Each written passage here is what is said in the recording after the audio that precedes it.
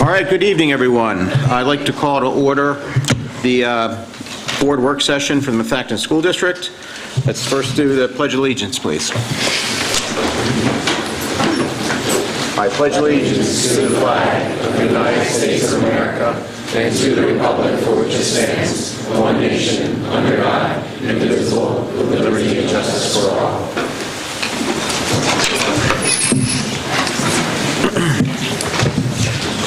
All right, I'd like to announce that the public is hereby advised of the audio and video recording of this meeting and that it will be rebroadcast. Executive session report. The board met prior to the start of this meeting in executive session for matters regarding personnel and litigation between John Andrews and the Methacton School District concerning the DCED bond application. By way of attendance, all members are present with the exceptions of Mr. Nascimento and Mrs. Barone. Number 5, scheduled speakers and presentations. Dr. Zerbe. Thank you, Mr. President. This evening I have Mary Katona, our Director of Curriculum Instruction and Assessment. She'll be talking, as the board requested, on the subject of teacher effectiveness model. Mary? I ask that the board take the seats in the front for this presentation.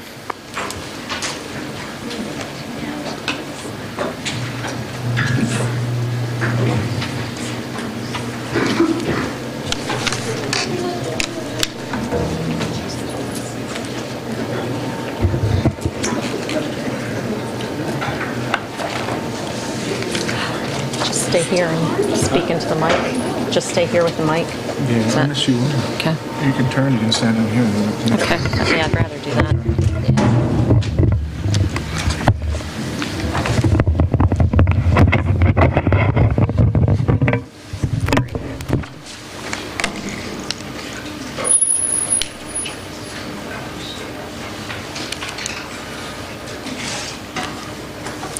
Okay, good evening.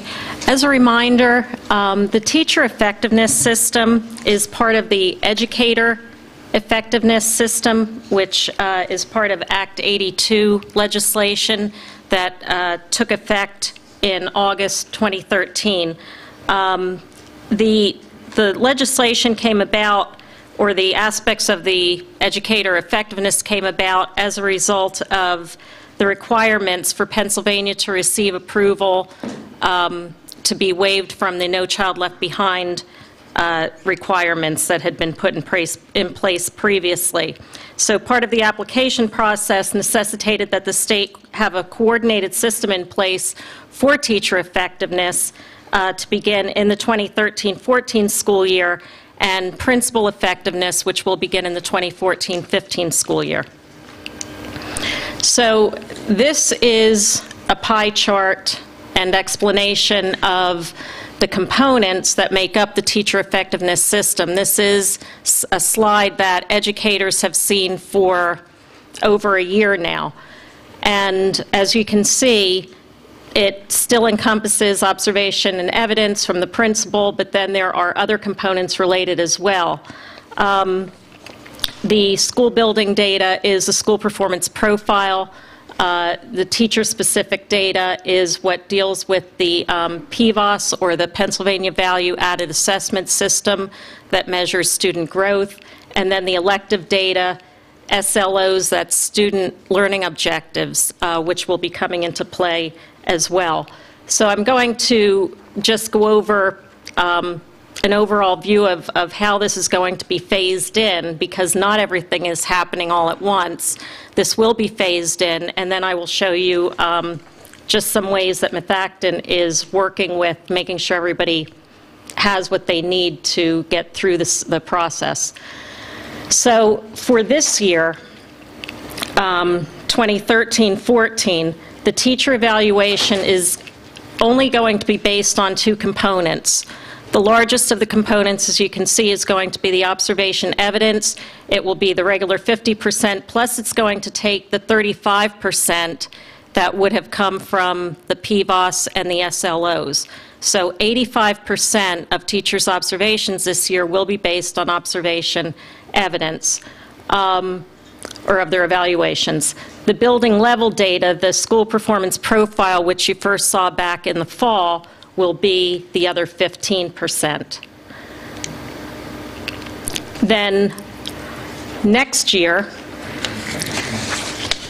we are going to see that the observation evidence comes down to 50%. The building level data is still at 15%, but then we have the elective data, which is 35%. And again, that's the student-led, or the student learning objectives. Every teacher will need to have, will need to develop and implement an SLO. And you can see that these are based on assessments that are not state assessments. Okay, so it won't be the PSSA or the Keystone. Then it will be in 15-16 when we will see all of the pieces, as you saw in the initial slide with the pie chart. The observation evidence, the school building data or school performance profile, teacher-specific data at 15%, and elective data or student learning objectives at 20%. Just to note that since not all teachers will get the teacher-specific data, because not all teachers are responsible for subject areas aligned with the Keystone or the PSSA tests, for those teachers, they will get 35% elective data in their final evaluation. So, again, back in the fall, you heard about the school performance profile. We saw all of these come out in Methacton and around the state. This year's school performance profiles will be available this fall. One of the things that was not included last fall that will be this year is the achievement gap data. This last year was a baseline for that, and that's basically where they're looking at the difference between how the students scored overall and 100%. And they look at that for all students, and they also look at that for what they call historically underperforming students. And so we will then, once we have that data, then we will need to make sure that we begin to close that gap over the next several years. The teacher-specific data, again, is based on PSSA and Keystones. We've been working, Peg Bonder, who has been working in professional development, and I have been working at length to try to help teachers and administrators work through this process, because there's a great deal of upfront work to it before we get the final results. And so we've been spending a great deal of time with that. And then finally, the elective data or the student learning objectives. Again, all teaching professionals will need to complete these. Intermediate units are holding workshops for administrators so that we can come back and start to do the things that we need to do to put the SLO process in place.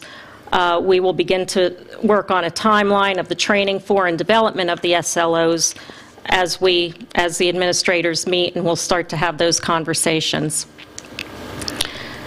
The observation evidence, Methacton administrators have been observing and collecting evidence through all of these practices, formal and informal observations, as well as the newly implemented differentiated supervision model.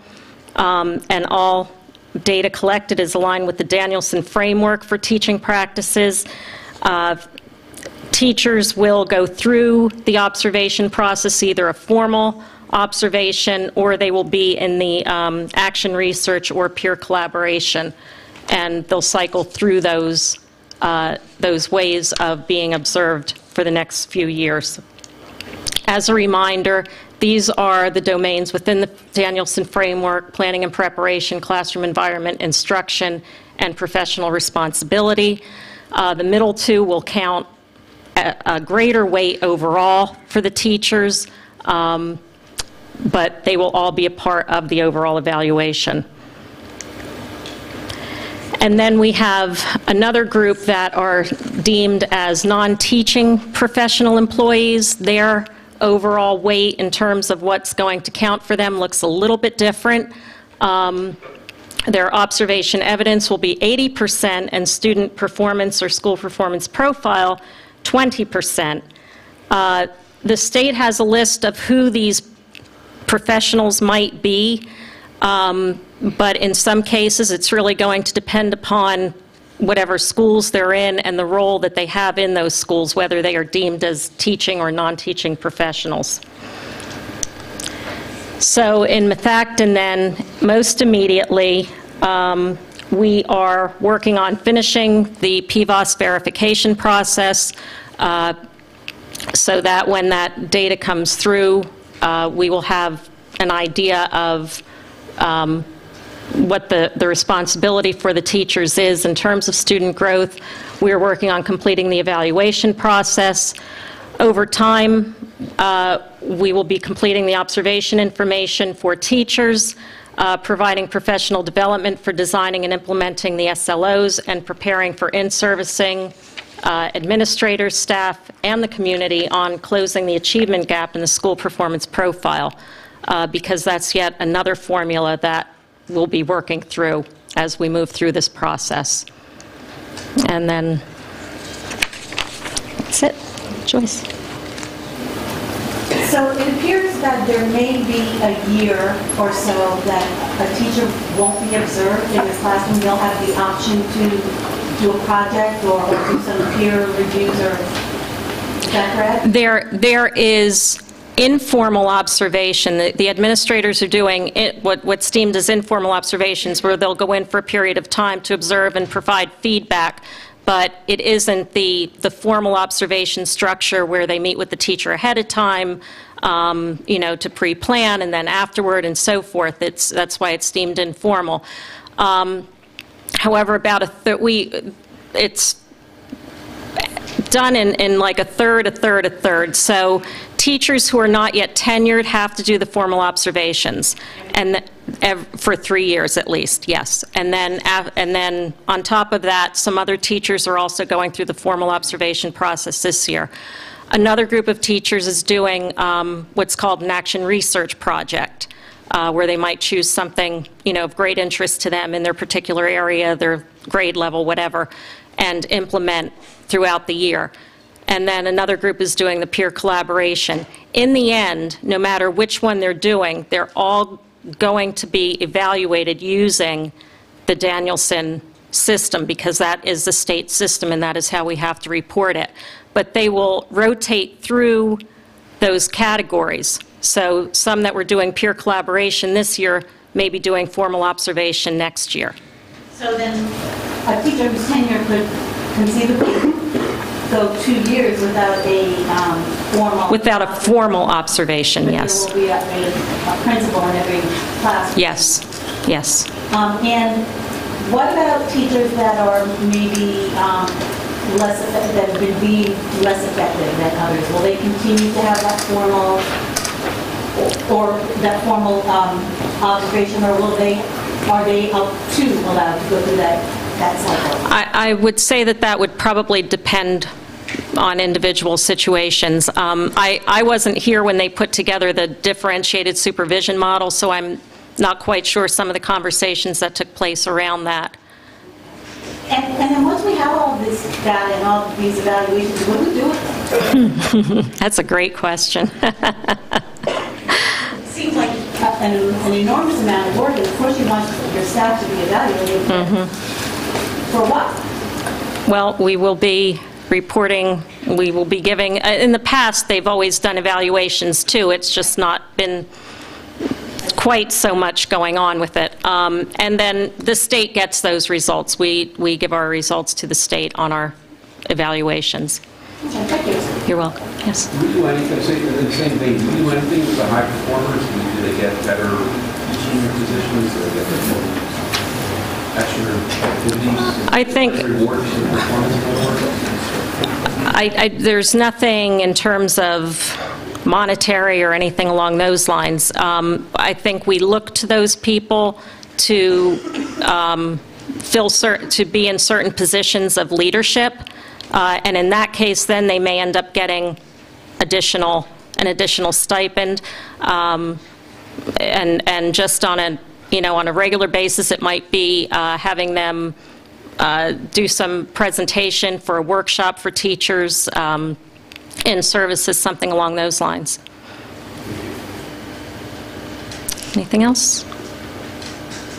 Okay, we'll keep you posted. I just have one or two. Sure. Just one or two other comments. The first one, going back to Ms. Petroskas' question, this model is a combination of what used to be referred to as a DEBI, which is an evaluation tool, and it's been merged with a supervisory tool or a supervisory model. Supervisory meaning it's designed to take steps necessary to improve instruction. That's the overall design of this entire evaluation model, where in the evaluation model is something where it's a check-off to determine whether or not you've completed certain tasks and are adequate.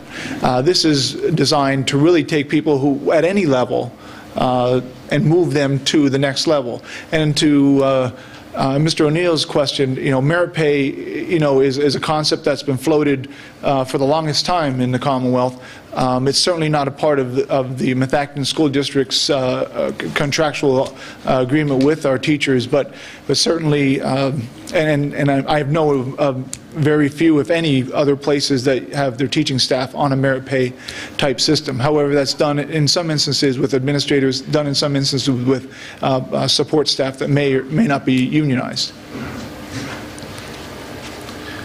If there's no other questions, we can adjourn back to our seats. Thank you. Thank you, Barry.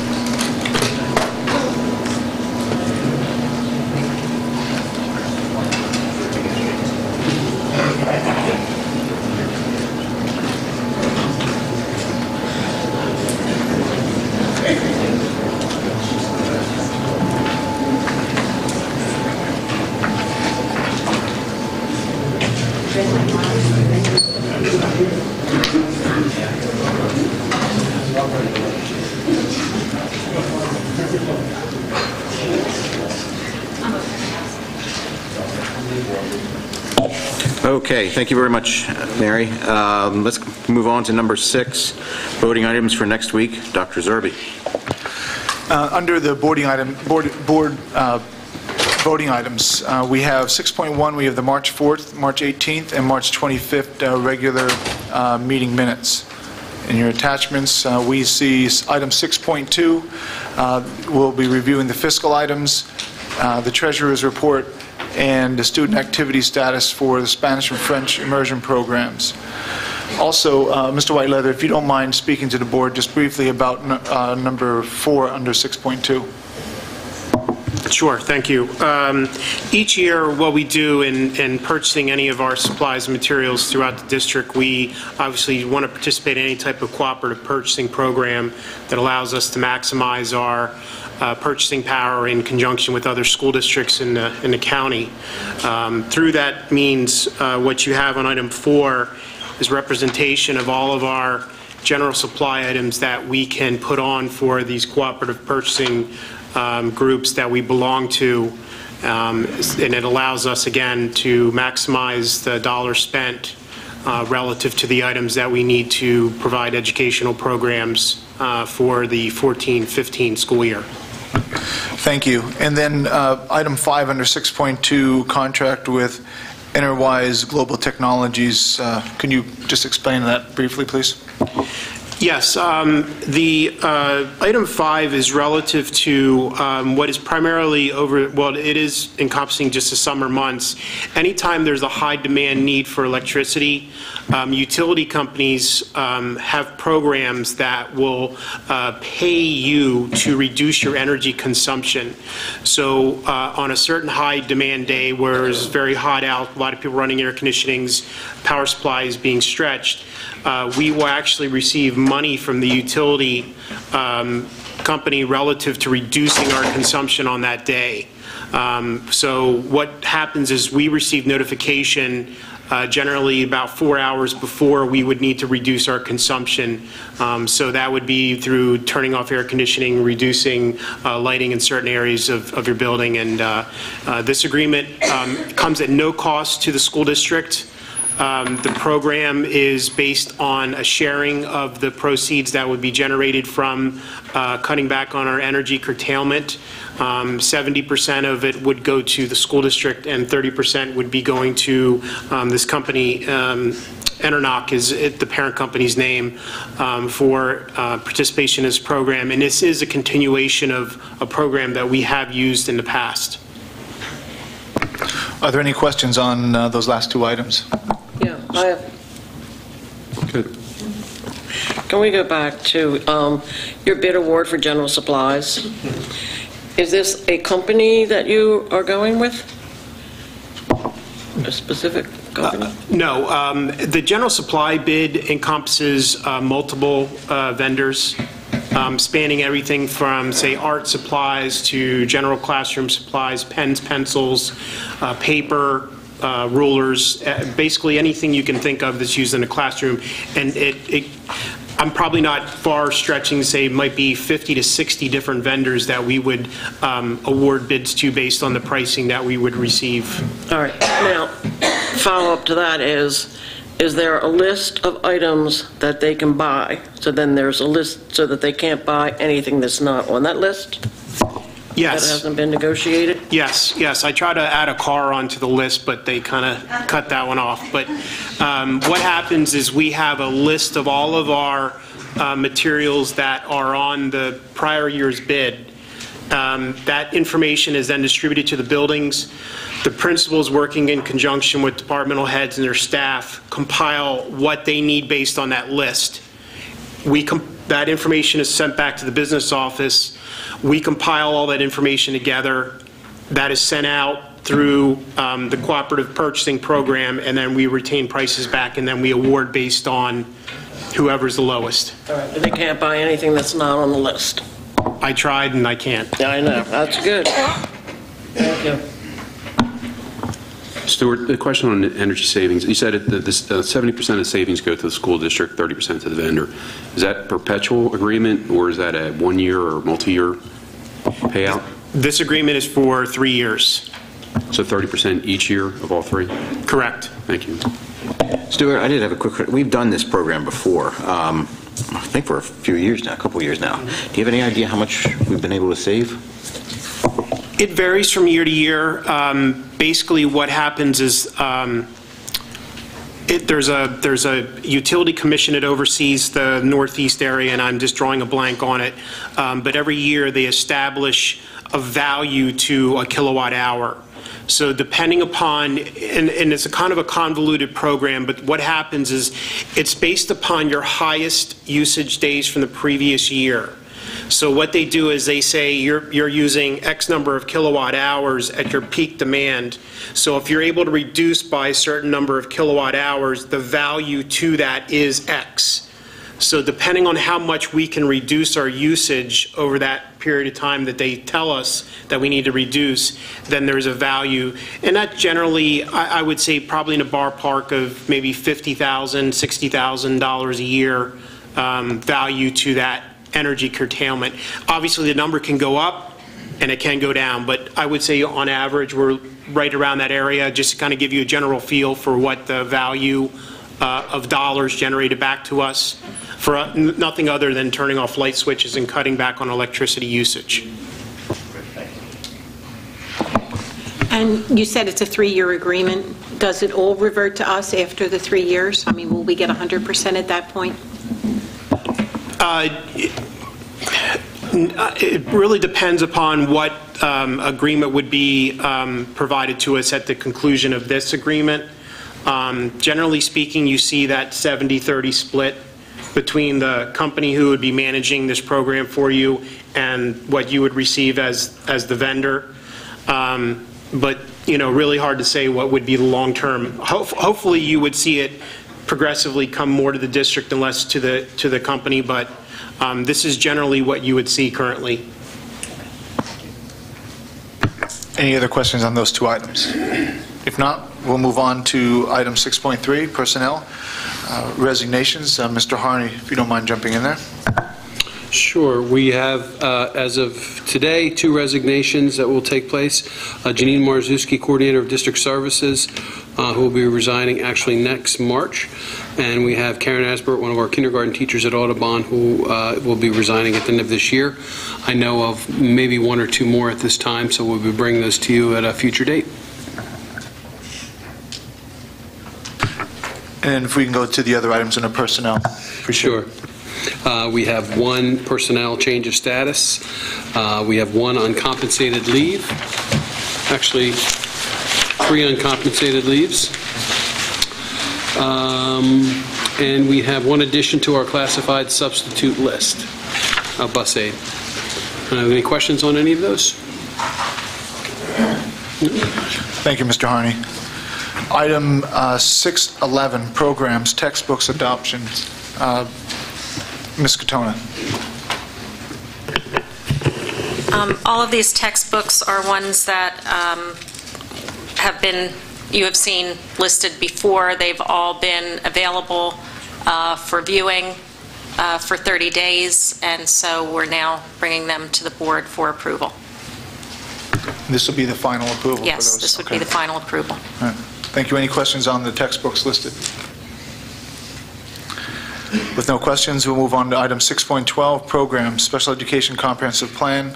At our last meeting, we had interim Pupil Services Director Michael Murphy present the Special Education Comprehensive Plan to the board. We provided that document. That document is online and available for review for the past 30 days, and will be acted upon at the next meeting. Are there any questions regarding the Special Education Comprehensive Plan? No questions. We'll move to item 6.13, programs, field trips. We have listed for your approval at the next meeting the Methacton High School baseball team for a Florida Spring Break tournament in Orlando, March 29th, 2015 through April 4th, 2015. Cost to the district substitutes. Item 614, programs, gifts, and donations. The first item there is improvements to the baseball fields at Woodland Elementary School. We met just this week with the property committee, and we had significant discussion about this donation, and we are pleased to be able to work with the Methacton Baseball Association in renovating together the field for better safe play for the students that participate. The value of that gift is estimated between $6,800 and $7,500. Are there any questions related to that donation? If not, the second item, a $2,000 Educational Foundation donation for outdoor classroom at Eagleville Elementary School. And the third one, a tennis ball machine and tennis ball from Mr. David Plager for Methacton High School, valued at $500.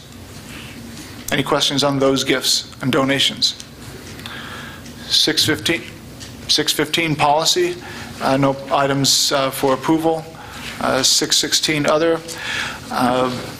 As you recall, we made several adjustments throughout the school year related to the weather cancellations.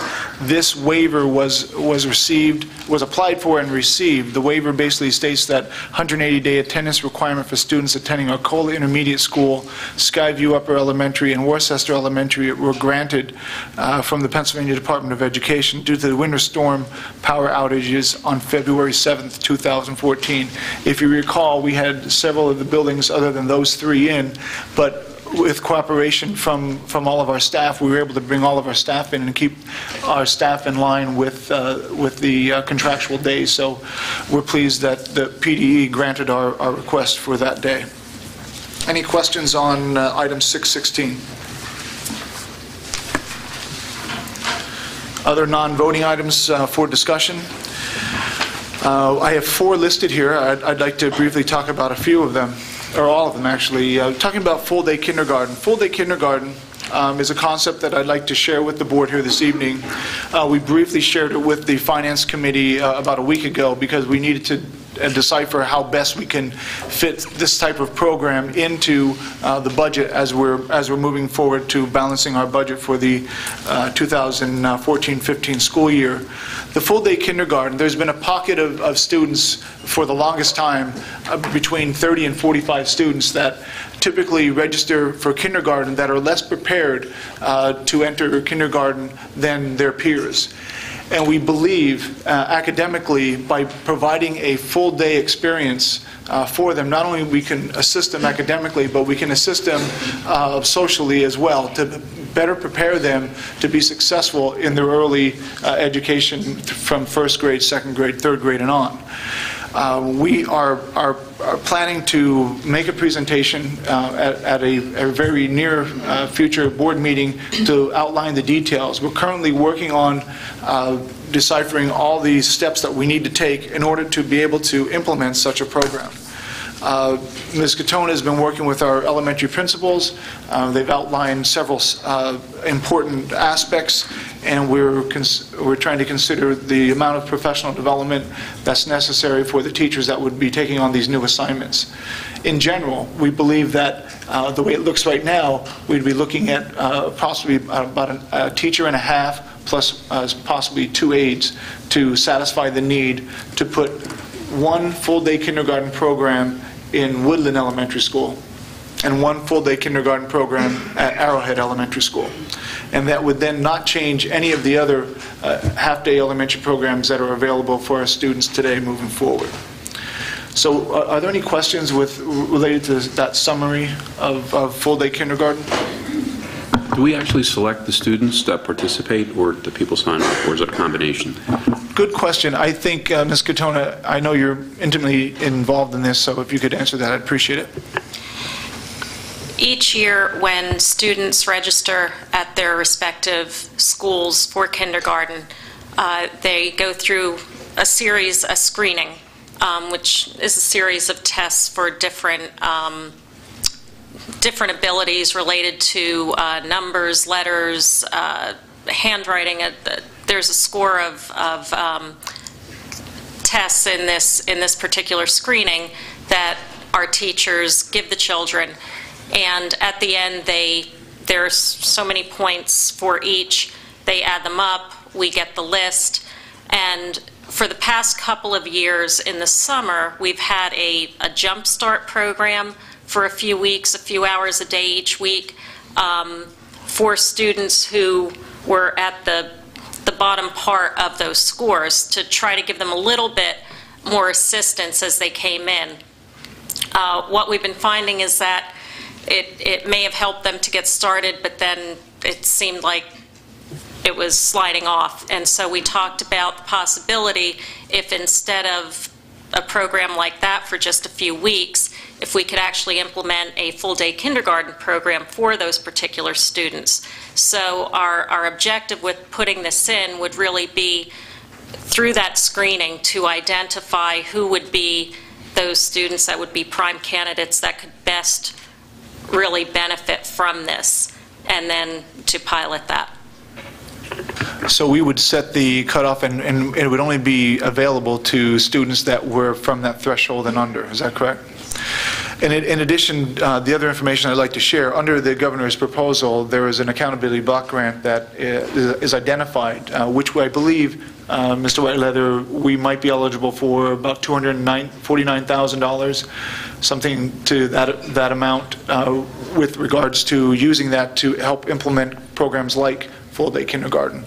So we are looking to try to use those new funds to offset those costs.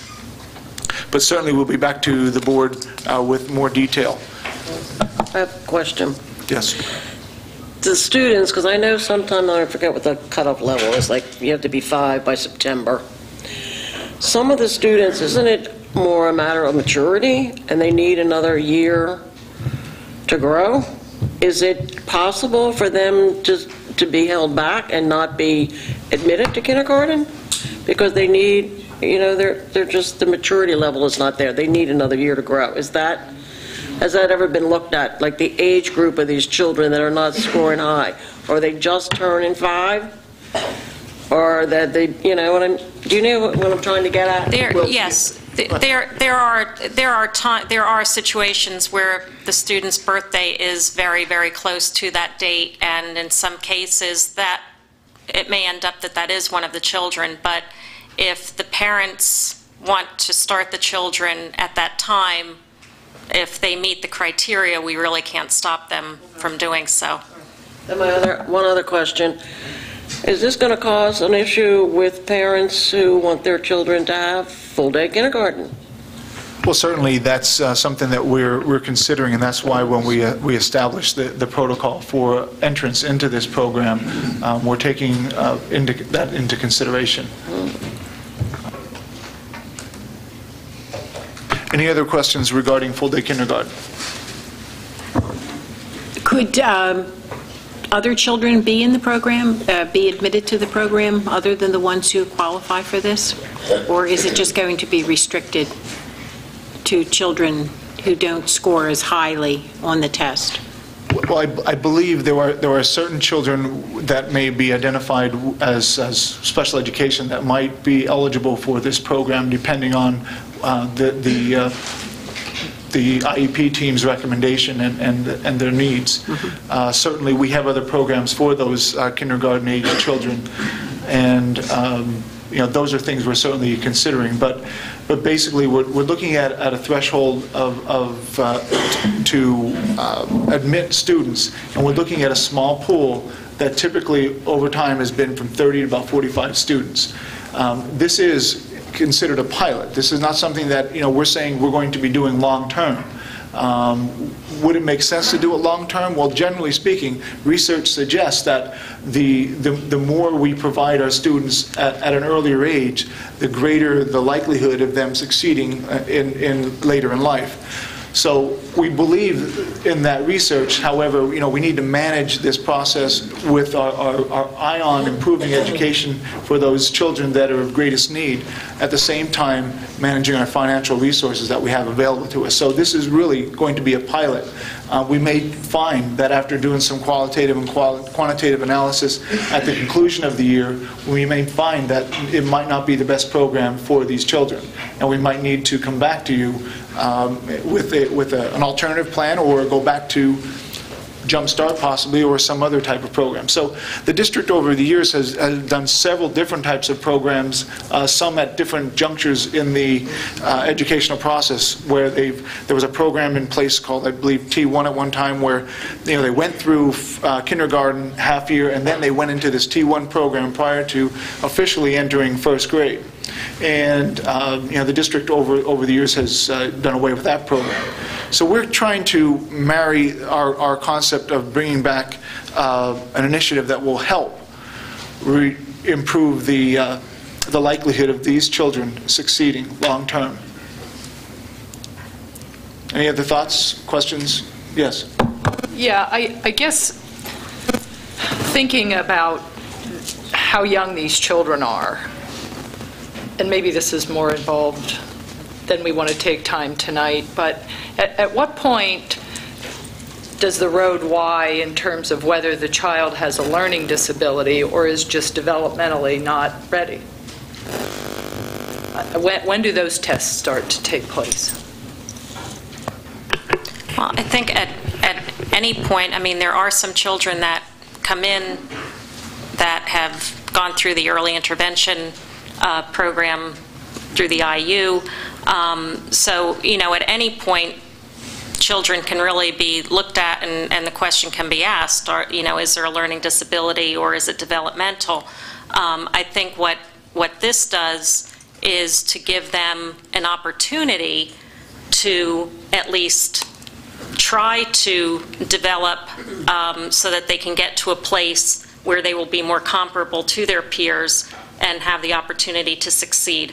I think then at that point, we look and say, is this something that just continues to be developmental, or is it, is there some learning disability associated? But I think I always caution about going, we don't want to go right to it's a learning disability, so we absolutely want to offer all the opportunity we possibly can to allow them to catch up to where they may be able to succeed without having to go down the road of an IEP. On to the next item, 7.2 Fields Project. I just want to bring the board and the public up to date on our Fields project. Basically, the district has been working with our architect and with our consultants to review the recent bids that we received and to apply that information against our intended cost and time parameters. We recognize that the delay in awarding those bids, is difficult for all of us eagerly interested in putting the shovel in the ground.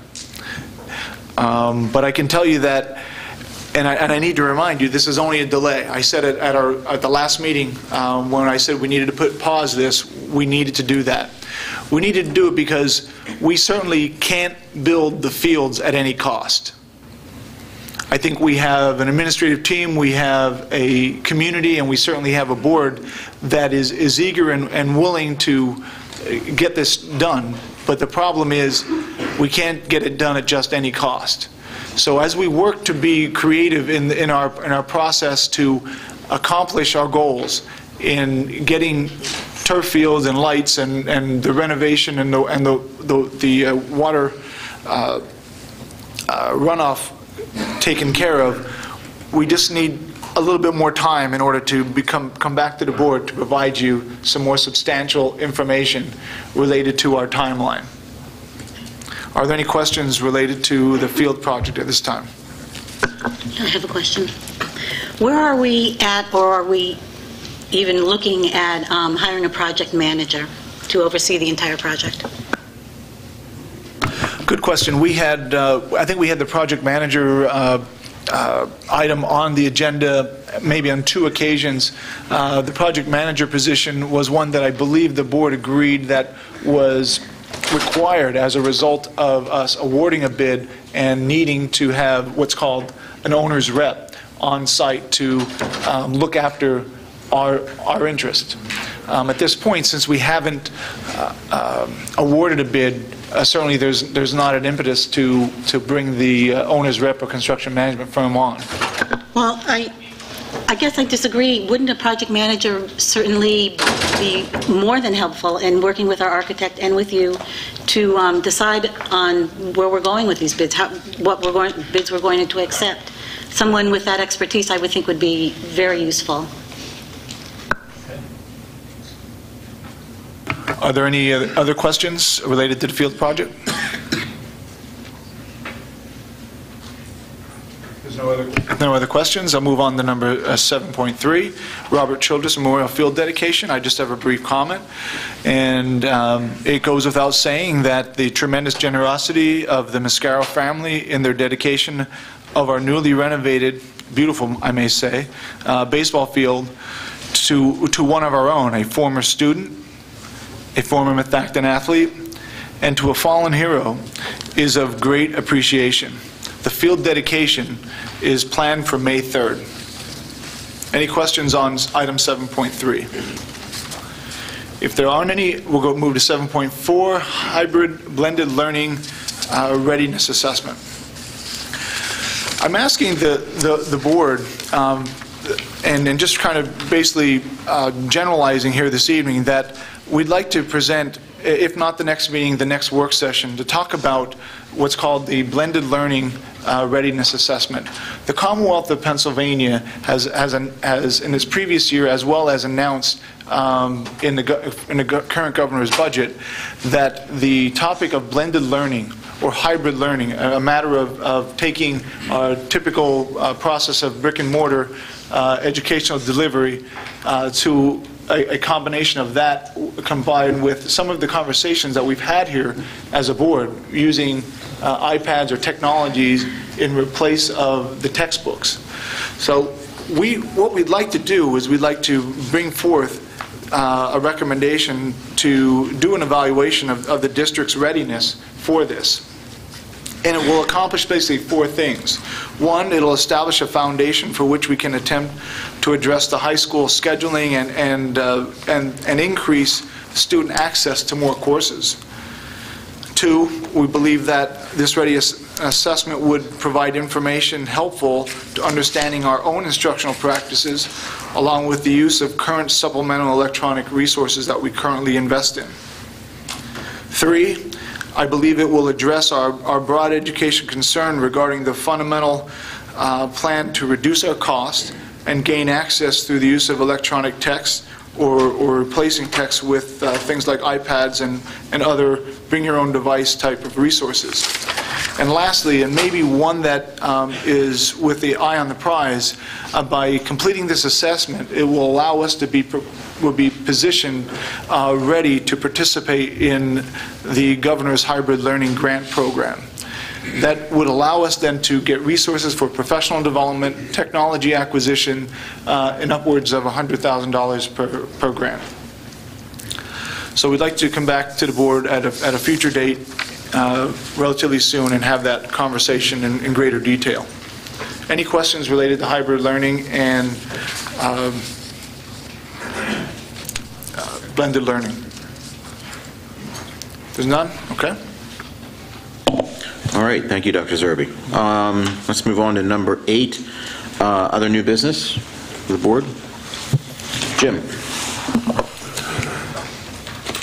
I would like to know if anybody else, I'd like to go back in the executive session. I have more questions about tonight. I just don't think we had enough time, and there's just some things I'd like to go back and talk about from our previous session.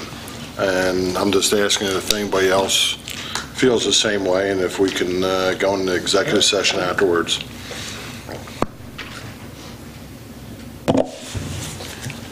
I would think if there's time, we might be able to do that. We could probably do that if you'd like to, especially in light of some of the things we talked about earlier. Sure. So I just announced what you announced earlier that we came out of that's what we're going to go back in. Yeah, personnel matters and, of course, litigation between John Andrews and the Methacton School District concerning the DCED bond applications. Okay. Any other new business by board members? Okay, with that, we'll move on to courtesy of the floor. Before we start tonight, I want to go over a couple things. We have a lot of people here, I'm sure, that'd like to talk about a variety of subjects. As always, we welcome this. However, we want to lay down some ground rules. When you approach the microphone, you will have 2 minutes to make your comments as per board policy. I will be sticking to that. I will give you a 15-second warning if you're getting close to that 2-minute mark. As respect for everybody who would like to speak tonight, I do request that you keep it within 2 minutes. When you come to the microphone, please state your name and where you're from, i.e. Bustard Road, Worcester, okay? And then we can go on from there, all right? Dr. Zerbe, you have something to say? Yes, I have a prepared statement that I'd like to share with the public. The Methacton School District community prides itself on the success of its students, parents, teachers, and administrators, and is passionate about its people and its activities for which they participate.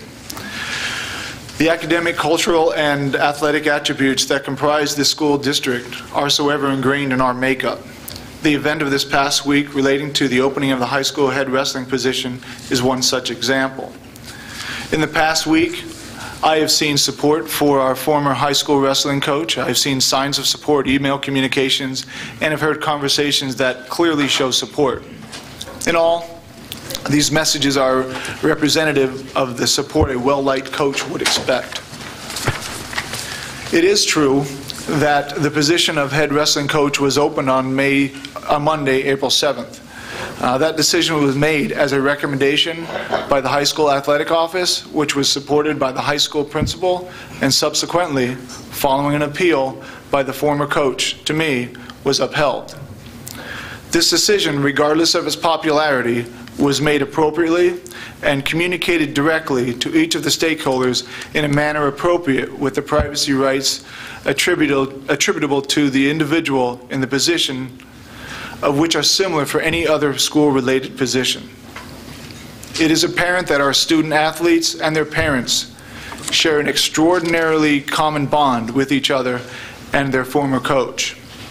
Wrestling, in and of itself, like other sports and activities, provides a unique and powerful bonding and brother and sisterhood experience that cannot be learned elsewhere.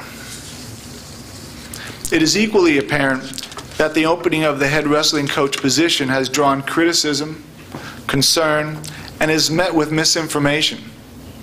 This misinformation, either in whole or part, may stem from our inability to address our stakeholders completely, to their liking due to our constraints around this matter. To the extent possible, my administration and I have addressed our students, met with parents, communicated with various concerned faculty and staff in order to convey information. As part of these communicative steps, there have been several communications suggesting that there exists a personality conflict or philosophical difference of sorts between the high school principal and the former coach. Statements to this effect are unfounded in fact and are far from the reason for the resulting action. Although there may be many who shared with me their support and pointed to the many positive characteristics of the former coach, there are aspects of any position that may not be apparent to the players and the parents, yet are equally or are more valuable than those easily observed. Now, with our focus on the future, we seek to fill the position of head wrestling coach, who exhibits the many qualities defined in our core values, has a strong competitive spirit, and is attuned to our long-standing district traditions. Along this vein, I ask that if you choose to make a public comment on the opening of the high school wrestling position, that you do so in a professional manner, respectful of the former coach, our students, and others for whom you may refer. Also, due to the nature of this matter, we may not be able to respond if you ask questions. And I will also go into that as well. This is a courtesy of the floor. There will not be any questions answered. If you have a question, as always, you submit your questions in writing to the Office of the Superintendent. Answers to questions regarding matters will be given at a future board meeting if they're appropriate and can be answered. Okay? With that, we will go ahead and start. May I have the first person? Thank you. Joe Ferrero, 12 Pine Tree Drive, Audubon. I could just move behind the podium there, we'll get used to it. That's mine. Ouch. Joe Ferrero, 12 Pine Tree Drive, Audubon. During this meeting, you opened the idea of full-day kindergarten. I would like to let you know that you're reinventing a wheel that already worked here. It was called Transitional First, or T1. And I'll testify that it worked. I got two sons who went through it. One of them's in grad school right now on a full ride. T1 was the slingshot that propelled both of my sons. And for whatever reason, the board, a previous board and a previous administration decided it wasn't any good. Now you're coming back with a full-day kindergarten idea that's before kindergarten. The way it worked out before was perfect. You had an evaluation after the kindergarten year that was half-day. You made the evaluation and said, this kid's ready or he's not, developmentally, emotionally, physically, whatever. We'll put him into a transitional first and really allow the kid to grow, allow the kid to develop, and you end up with a winning combination. When you have a Jump Start program for a couple of weeks, that's a Band-Aid at best, because kids don't develop that quickly. And no matter how much information you want to throw into them, if they're not ready to accept it, they're not going to accept it. Allowing them the full year in a transitional first program is the way to go. And I'm speaking at this as a parent, and my spouse has her degree in educational psychology. She has a doctorate in that. So it worked for us, and it would work for a lot of other kids in this district. So please, as you're putting that idea through of a full-day kindergarten, rename it Transitional First and do it the way it used to be, the right way. Thank you. Thank you, Joe.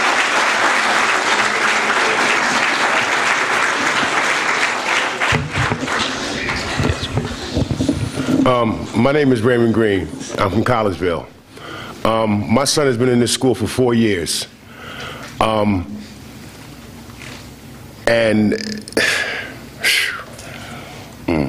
My son's been in the school for 4 years. And I hear y'all talk about the well-being of our kids.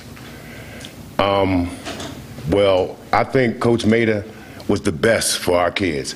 And anybody from freshman, junior, sophomore, I hope y'all have the same experience my son had. He said something in a paper that my son got, and he said that I got a lot of coaches calling me about your son, about where he's going to wrestle.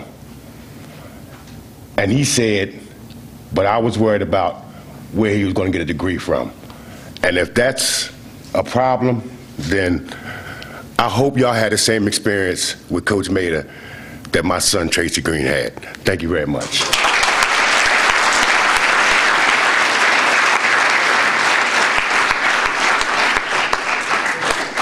Hello, my name is Jeff Madden. I'm actually from Royersford, but I'm a Facton graduate. I hope that's okay that I speak tonight. Absolutely. I know you, Mr. Madden. Oh, how you doing? You go teach you a second? Yes. Let's see it. As I said, I'm a Methacton graduate, a former wrestler here, and I feel that I'm part of the Methacton wrestling community. I've always been very proud to have graduated from Methacton and proud of the Methacton School District. I'm the president of the District 1 Coaches Association, and tonight I'm really representing the wrestling coaches of the Pac-10. All the coaches of Pac-10 wrestling coaches agree that Coach Mader's athletes are always well prepared and well trained. He, his athletes, his coaching staff always represent Methacton, the Pac-10, and District 1 wrestling with the highest of standards and sportsmanship. I have a couple quotes from coaches in the league. Here's Tim Sizlove from Springford High School. He is a coach that cares about his wrestlers and the Methacton wrestling program. It is my opinion that not renewing the head wrestling coach contract of A.J. Mader at Methacton High School would be a loss for Methacton, the Pac-10, and District 1.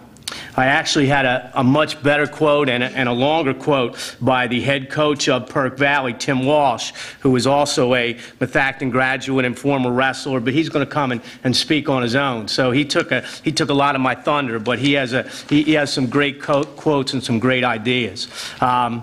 So finally, in saying, from all the coaches of the Pac-10, in my opinion, you can find another coach, but you will not find a better coach. You will be giving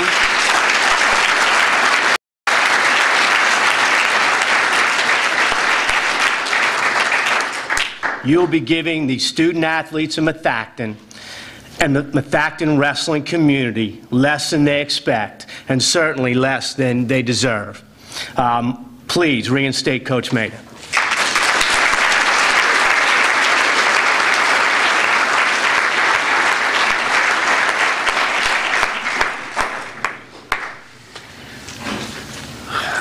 My name is Dennis Kellen. I taught here at Methacton for 35 years. I coached wrestling here for about 30 years. Laying a foundation, I'm a member of the Pennsylvania chapter of the National Hall of Fame for Wrestling and Southeast Pennsylvania Hall of Fame. At the present time, I am chairman of District 1 Wrestling. I'm not here as representing District 1 Wrestling. I'm here representing Methacton, all of the parents, and the tradition that we have here at Methacton. I started wrestling in 1959, and I've come across hundreds of coaches. College, high school, particularly District 1 of Pennsylvania. Many of them are 9-to-5ers, to be truthful. They come to school, they put in their time, and they go home. Very little interest in what's going on in the room and outside the room. They're here for the pay. The excellent coaches, the superior coaches, are here for your kids 24/7, 330 days a year. You need some time off, as kids will know. I met AJ when he was wrestling in high school for Jeff Madden, who had wrestled for me back in the day, and Tim Walsh as well, coming up. But I saw AJ, he was enthusiastic back then, and he continues to be enthusiastic. There's a quote that another Methacton wrestler has said, everybody wants to go to heaven, but nobody wants to die. Everybody wants to win a championship, but not everyone's willing to put in the time to achieve that goal. AJ has demonstrated that he will put in the time, and it's good time. It's not shallow time. It's time working with the children, improving their skills. Okay, we need to wrap it up. Thanks. Okay. You either get better or worse. You never stay the same. And I tell you, every day I saw improvement in the wrestlers. Every day I saw improvement in the team. Dan Gable said, after you wrestle, everything else is easy. I don't particularly think that's absolutely true, but what I know is he has produced many overachievers, people who have achieved greatly, and will be fine gentlemen. He worked with them to develop not only wrestling skills, but personal skills. And I would ask that he be considered to be rehired as your wrestling coach.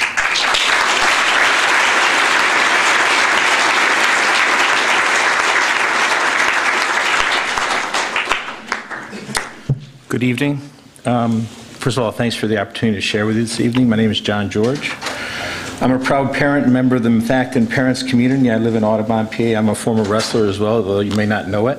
But I'm here because we have concerns, and I speak for a great many individuals when I say that we're here to discuss what I would consider a very serious issue, and that's the dismissal of Coach Maida as head wrestling coach at Methacton.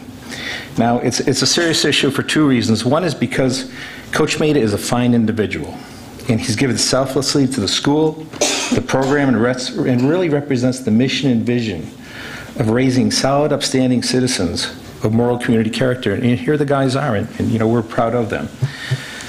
I'm not here to extol Coach Maida's virtues. I think we got plenty of folks who are going to do that. But it's a serious issue for a second reason. That's because the will of the people, the fabric of the Methacton community is, in my opinion, being ignored. We're here with requests, and we speak directly to the school board this evening. We wholeheartedly disagree with Principal Landis' decision to release Coach Maida for reasons we don't understand, but we disagree based on the Coach Maida that we do know. Now, many have written Principal Landis and Superintendent Zerbe, but our requests, in our opinion, have gone unheeded. And our request to the school board members, and you have a difficult job, we know that, and it probably goes thankless many times, but you're on the school board because you do the right thing, and you work hard at it. So our request to the school board is very simple and it's very straightforward. One is to halt the job offering for a new head wrestling coach. Two, investigate the dismissal of Coach Maida by Principal Landis for just cause. Is there a just reason for that? And if none is found, reinstate Coach Maida to end this, what I want to call foolishness and waste of time, effort, and resources. I could be home watching The Voice, but, you know, it's important to be here. So, you know, school board members, again, we thank you for your service. We appreciate what you do. It's a tough job. We're asking you to take on that tough job, and as members, investigate this, halt the offering, investigate it, see what's really going on. And if there's no just reason, please reinstate him for the good of the Methacton community and the good of the wrestlers, both now and in the future. Thank you.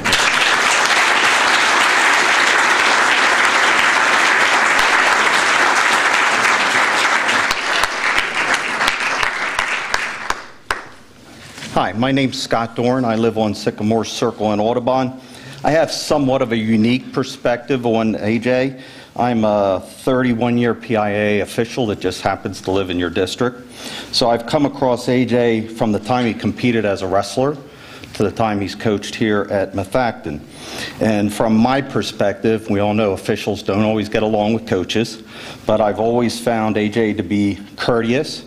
I think he embodies core values of both the student and the athlete, at least from my observation, watching him with his team, conducting business with me as an official, etc. I see him as a teacher. I see him as a mentor. I've always seen him as a gentleman to me and to opposing coaches.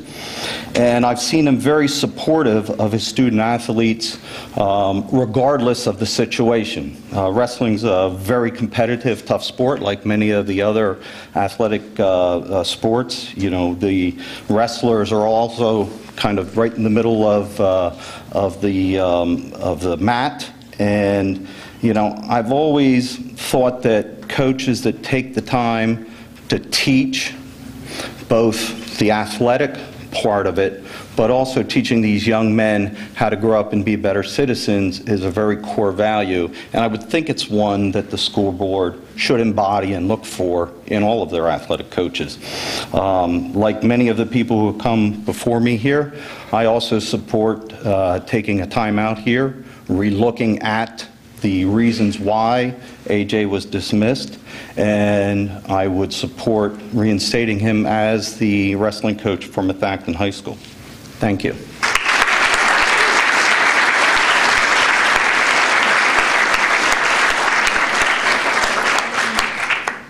Hello, my name is Schwab Nordine. I live in Audubon, PA.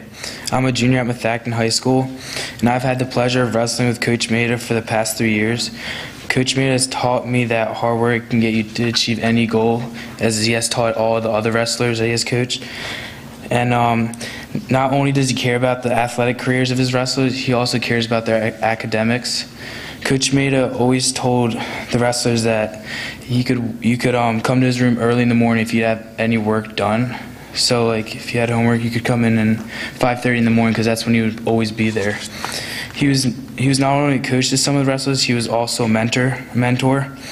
Anybody that has been part of the Methacton program looked up to him, and some of the wrestlers that have wrestled for him looked at him like a father figure. He has changed the lives of many of the wrestlers, and he has personally changed my life. He has taught me that hard work can help you achieve things. I would be very disappointed not to be able to complete my wrestling career under Coach Maida as my coach. I hope he gets reinstated as our coach, and I believe that all the other wrestlers hope that too. Thank you.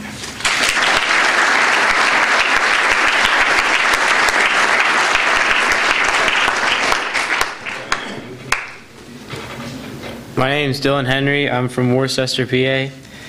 I'm talking on reinstating Coach Maida as wrestling coach. Coach Maida is the most dedicated coach I know. He wakes up early in the morning to help us improve not only in wrestling, but as our strength and also during our morning lifts. He motivates us to do our best no matter what the circumstances are. He does not let us get down on ourselves, but he also shows us what we need to improve on, not only in practice, but as our academic careers too. He's not only a mentor during the season, but throughout the whole entire year. He goes to summer camps with us, and he also provides us with great opportunities to do what we can and better ourselves. He has traits that are rare to find in a coach. He not only motivates me to do my best and never give up, but he also inspires the entire team to work alongside each other so we can better ourselves as teammates and as team members. I'd like to reinstate Coach Maida as a wrestling coach. Thank you for your time.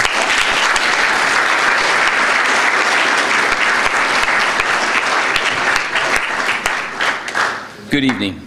My name's Bill D'Annunzio, and before I begin, I'd like to remind the school board that all of you probably won your positions on the school board with a margin of victory, about as many of the people that are in this room. And I hope everyone votes at the next election.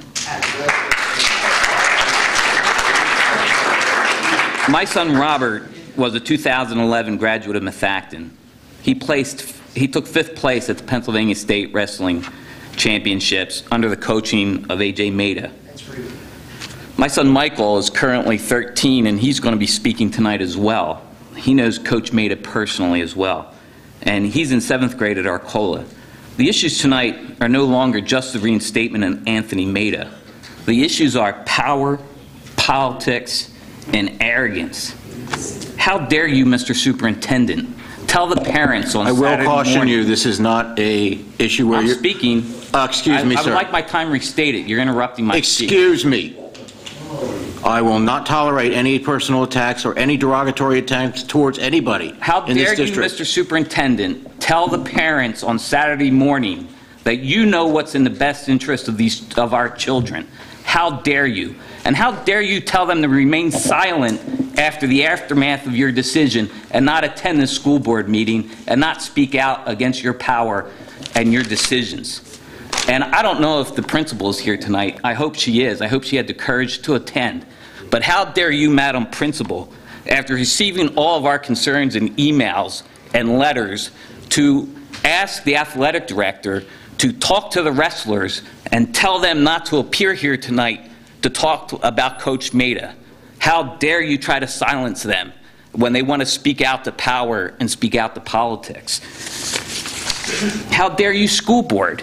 I asked for this matter to be placed on the agenda, and I was told that Dr. Zerb... Sir, your time is up. Please refrain. Thank you. This matter should have been placed on the agenda as we had requested. It's disrespectful. And Dr. Zerb had more time to speak than we do. We're your employer. Enough. Thank you.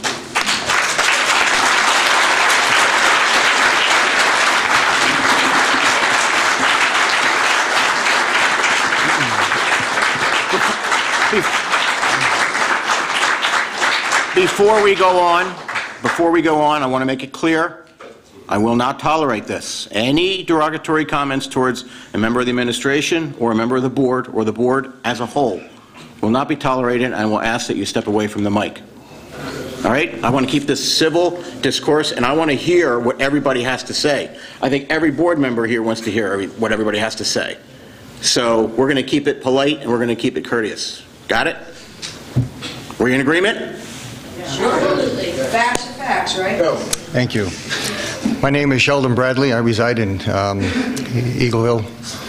And my loving wife said, be sure and don't say you're from Las Vegas to not get to where I reside confused at. We were transferring students from Pennsburg, and our first day that we showed up to the high school, Coach Maida met us at the front door. And he was able to pick us out from the entire crowd as my son, Devin, and I walked through those front doors. He immediately introduced himself. He took another wrestling student and assigned him to be a mentor. Showed him around the school, made us feel extremely welcome. From the very beginning, he was able to create stability with my kids. He has the ability to connect with them. I have three kids, and each one of them have separate and distinctive personalities. He has taught them what it means to commit. I am a personal witness that I've been able to see Coach Maida at the tournaments as we traveled throughout the state, how he's there for those kids, physically, spiritually, and mentally. One of my kids is a senior. He'll be leaving this year. I have another child as a junior, and then I have another child that is as an 8th grader. And already my 8th grader is talking about wrestling for Coach Maida. Coach Maida reached out to the middle school students to encourage them and to help them become excited to wrestle for the Methacton High School program. We have a coach here that has demonstrated support physically, academically, dedication, and stability to our kids. Coach Maida is a coach that wants to be here. We have seen other coaches come and go every year. Coach Maida has been here some 7 years and has sacrificed to meet the needs of our kids and wants to be here. I'll ask you if you can wrap it up. Thank you. Conclusion. We as stakeholders request the board to consider all Coach Maida's year-end reviews, not just 2 or 3 incidences that may be at question here. As elected members of the school board, we ask you to listen to the voice of the students, the parents of the Methacton School District, and retain Coach Maida. Thank you.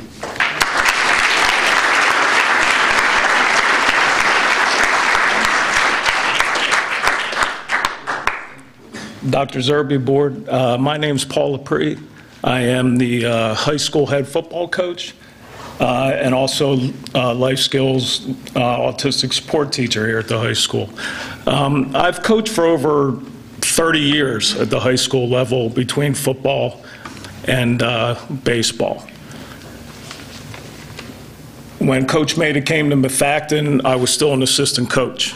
At the time that I took over the head coaching job, Coach Maida, I went to Coach Maida for advice on how to set up a program to my rules and regulations for the program, and Coach Maida was instrumental in helping me do that.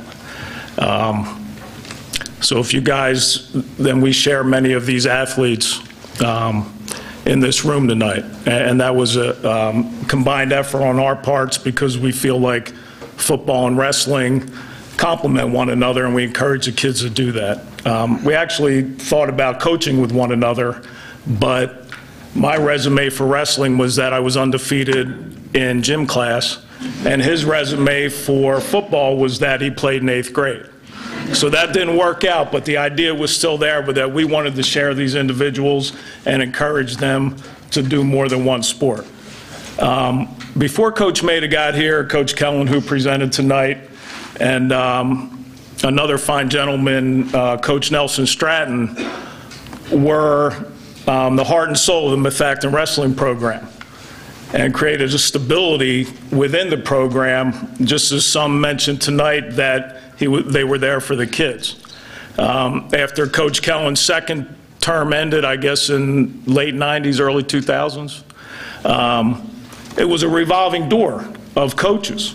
It didn't seem like there was a coach that, you know, they came in with good intentions but had left. And they, you know, sorry to say, the Methacton tradition, some of them were Methacton people.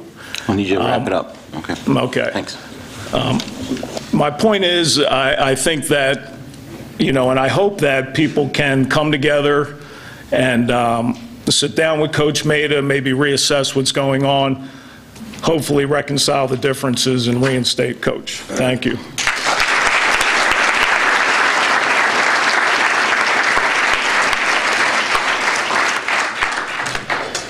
Good afternoon, ladies and gentlemen. My name is Tristan Bradley. I live in Eagleville, PA, and I'm a sophomore. Coach Maida didn't just encourage and help us in the wrestling room. He was a coach on and off the field as well. I'm Matt. He taught us some life lessons as well. After an unexpected win against Malvern, Coach said that success is not bought.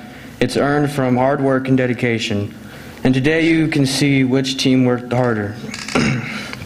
I believe that Coach Maida must be reinstated as head coach. Thank you.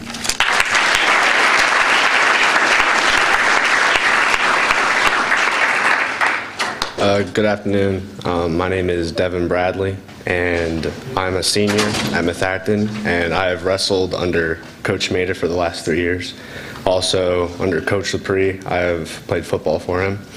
And Coach Maida has definitely turned things around in my life, and he has definitely turned things around for previous athletes. He definitely believes that a student athlete is top priority of Methacton students. Definitely tries to make sure that kids are doing what they're supposed to do, and he thinks it is just to be as good as in the wrestling room as in the classroom. And I think that when my father spoke earlier, that when I came to this school, Coach Maida was the head coach of Methacton High School, and I was not very interested in wrestling as much as I was until I joined Coach Maida's team.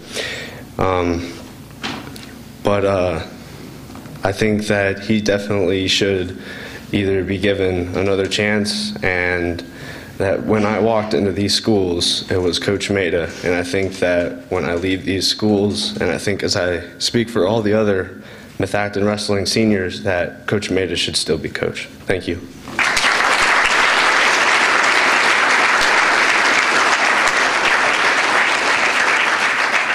Good evening. My name is Tim Walsh. I am the current Perkiomen Valley head coach. I'm also a Methacton graduate and a very proud Methacton graduate. I'm also a 25-year veteran teacher at Perkiomen Valley. One of the reasons I got into education was because of coaches that I had, Coach Kellen, who was here tonight, Coach Stratton, who unfortunately passed away, people like A.J. Maida, who have a positive influence on young kids who want them to be the best they can possibly be. That's why I'm into education. That's why I want to continue to be a coach. That's why I'm here to support A.J. Maida, and I'm hoping that the district reverses its position and allows him to continue to be the head coach. In the 7 years I've known A.J., I have found him to be of high moral integrity, always having the best interest of Methacton School District, Methacton Wrestling Program, and each individual student athlete in mind. As an opposing coach, I have admired how he, his staff, and his wrestlers have always conducted themselves. They have class, and there's no doubt about it, he has the best interest of everybody in mind. I don't know if there's another coach in our league, including myself, who works as hard as he does and puts as much time and effort into his program as Coach Maida. I've witnessed firsthand how he has taken a great interest in not only the state medalists that he's coached, but everybody who's new to the sport, everybody in his room. He wants the best for those kids in terms of what kind of people they're going to grow up to be, what kind of athletes they are, and just overall what kind of a gentleman they turn out to be. He tries to teach his team valuable lessons like hard work, dedication, and respect. He's gotten a large number of kids to buy into his program. I'm jealous of the fact that he has so many kids, here tonight. He has a ton of kids working out with him in the morning. He has a ton of kids working out with him after school. I'm jealous of that as an opposing coach. I wish I could get my kids to buy into me like he's gotten his kids buying into him. I think that says a lot about him and a lot about the way he runs his program. I'm very proud as a Methacton graduate that A.J. has continued the long tradition of Methacton wrestling. As I said before, my former coaches, Mr. Kellen and Mr. Stratton, they had positive influences on me, and that's why I continue to be a coach and continue to be an educator. And A.J., I think, has the same type of positive influence on his kids. And I'd like to see him be reinstated as Methacton head wrestling coach. Thank you.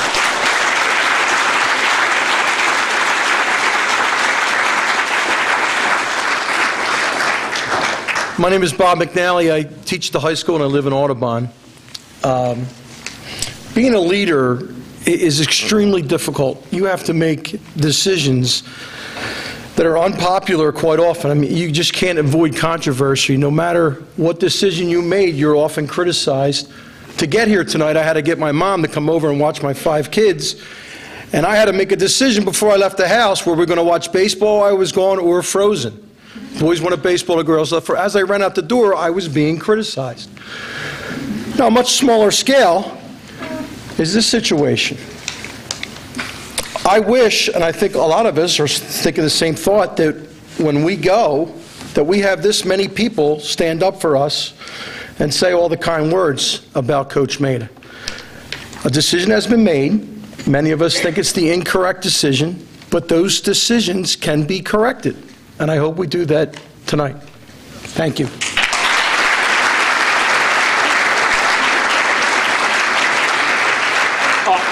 I don't think I'll need the microphone. Most of you guys know me. I'm employed by you to run the winter games, and so a lot of times I end up just booming. I feel blessed. My name's Steve Mann. I live in Dr. Zerbe's neighborhood. No, I'm kidding. I feel blessed. I had a 33-year career here as a special educator, and I'm very, very proud of that. I have a 38-year career here as a coach. You guys put me in charge of 3 programs currently, and I am the faculty manager. I was here for the Renaissance under Dr. Costello when he became the principal. I was here for the implementation of the freshman orientation program under now retired Vice Principal Jeanette Griffith and math teacher Debbie Rhodes. I was here for the implementation of the SAP program and was lucky I got in on the ground floor. I was here for Denny Kellen, Coach Kellen's Renaissance as the wrestling coach.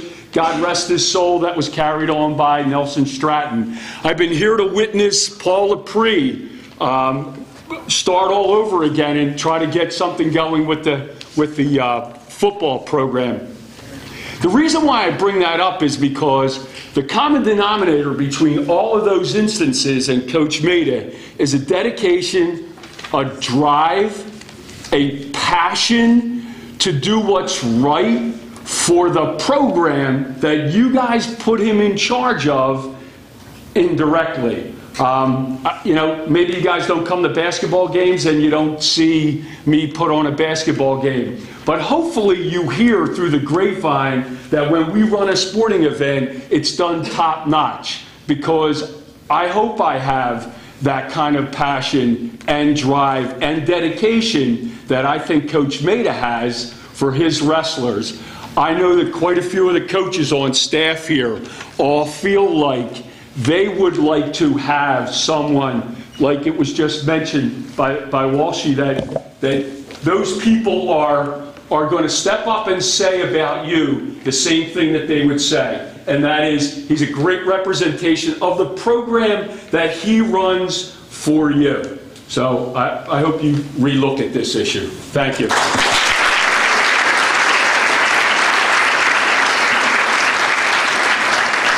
My name is Terry Ryan. I'm your neighbor here on Kriebel Mill Road. You might have seen some signs. You're hearing a lot from athletes, other coaches, peers within the school, and parents, all supporting Coach Maida. I want to speak to you, as I mentioned in my letter, as a son of a school board president in another jurisdiction. My father always told me, as school board president, it was a challenge to make the correct decision and to make the correct decision properly.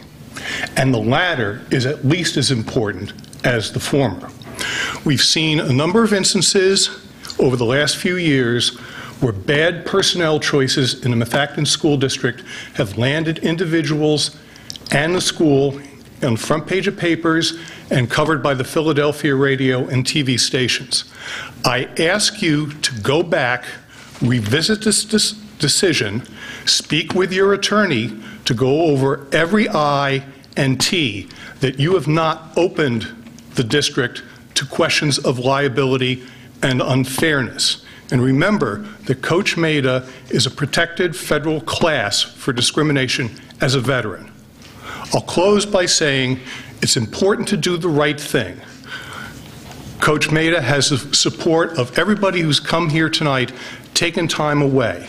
Your job is often thankless, and often you hear from disgruntled taxpayers and community members. Tonight's one of those nights. I hope you're hearing and not rubber stamping what we think is an improperly arrived at decision.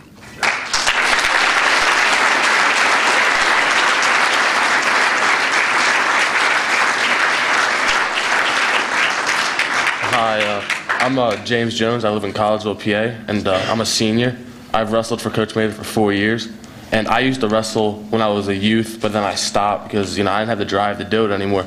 And I remember when I came here, second or third week of school, I had Coach Maida as a history teacher.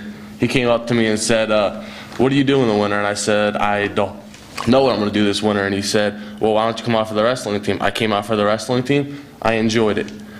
And then the following year after that, I ended up missing the hydration test and a meeting, and he came to me personally and said, where were you? And I said, well, I don't know if I'm going to have enough time to do this again. And he said, well, you know, you can't always just make that choice. You know, you're a student athlete, so if you don't have the time, you don't have to do it. But I decided to go back out, re-go out for the team, and it's been the best 4 years of my life. And like again, I said, he always says we're a student athlete. We're a student first. We always put that student part first before the athlete. So he'd help us in the classroom. He'd help us with our work. If we ever need help, we have any questions, he'd help us with them. And then same thing goes with the wrestling. If you had trouble with a certain move, you can go to him, and he will spend extra time working with you, and it would just make everything better. And you know, that's why I think he should be back as the head wrestling coach. And thank you.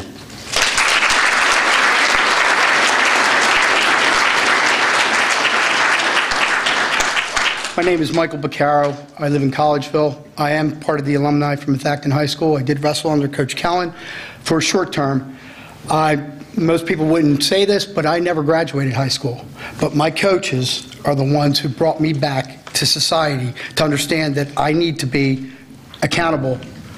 Coach Maida does the same thing, and I watch every day when he coaches these boys, and I speak with him, and he always tells me all the time, It's not important about the coaching. It's more important about the education part of it. It's about teaching these boys the accountability to be accountable for what their actions are and how they represent their parents, themselves, and the school district. Not Coach Maida, how they represent the school district. Now, here you are, you people here, very educated. I know I'm not at that level, but I feel that I'm part of this community. I run my own business now today, and I have a very successful business for over 25 years. My son, Michael, is in college. He graduated last year. He was one of Coach Maida's wrestlers. He wrestled for 13 years as a youth, all the way up until his high school career.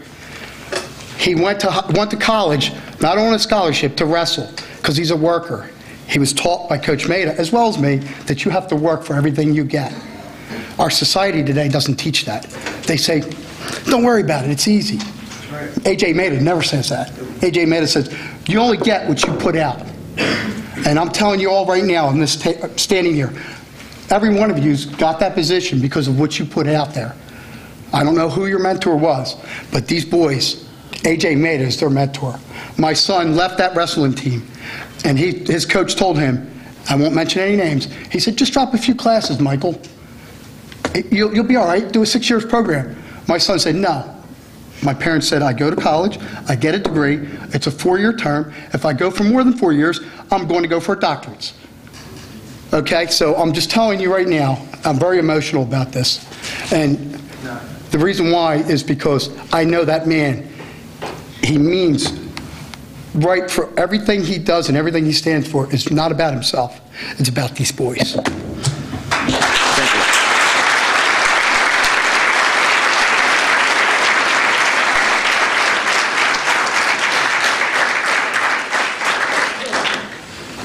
My name is Joe Donahue, and I live in Audubon, PA.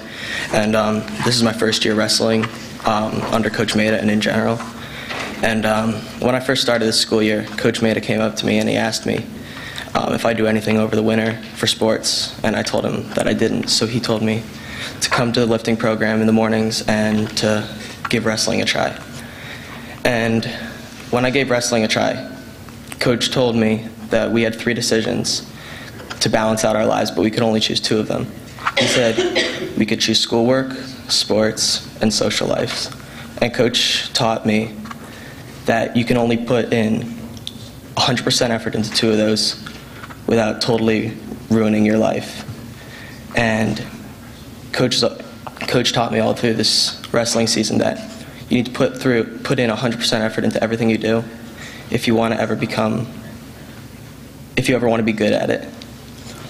Coach would always come up to me and push me harder during practices. He told me that he saw something in me that was really inspirational. He said, every single time at practices, Coach would come up to me and say, keep pushing harder, Joe. Put in 100% effort, Joe. Don't give up. You're almost done. One more rep. And before I started the wrestling program, I wouldn't put in that 100% effort. Coach is the one that instilled that fire inside of me to push harder, not just in wrestling, but in general for the rest of my life. And if Coach Maida was to leave the wrestling program, that would be a loss to the school and to all the students.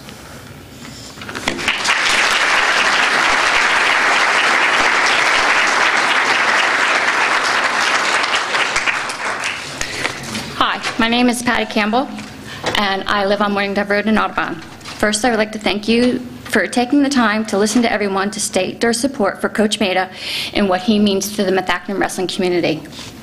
We have been told the decision by the administration to not review A.J. Maida's coaching contract was in the best interest of the children, philosophical differences, and taking the wrestling program in a new direction.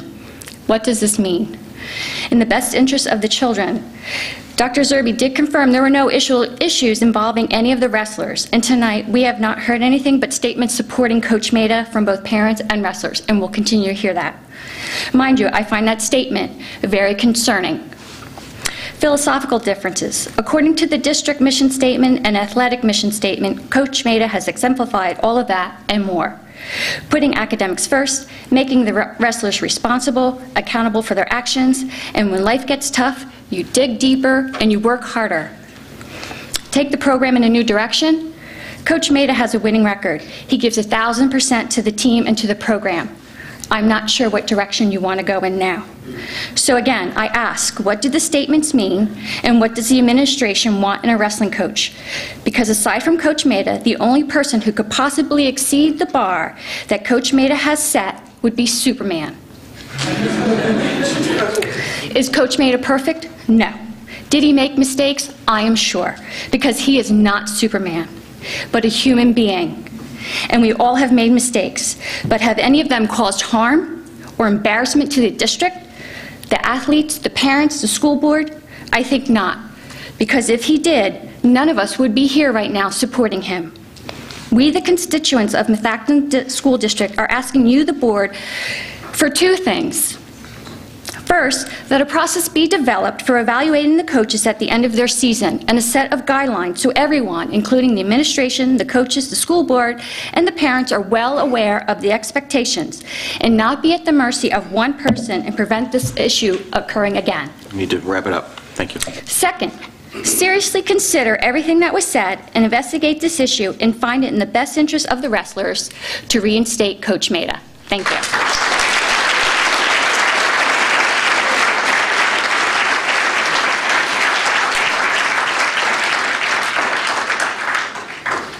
Hi, my name's Bob Stanrar. I'm from Fisher Road, Worcester. An exception to the group here. I am not a Methacton grad. I'm from Western Pennsylvania. But I moved to Methacton because of the school district.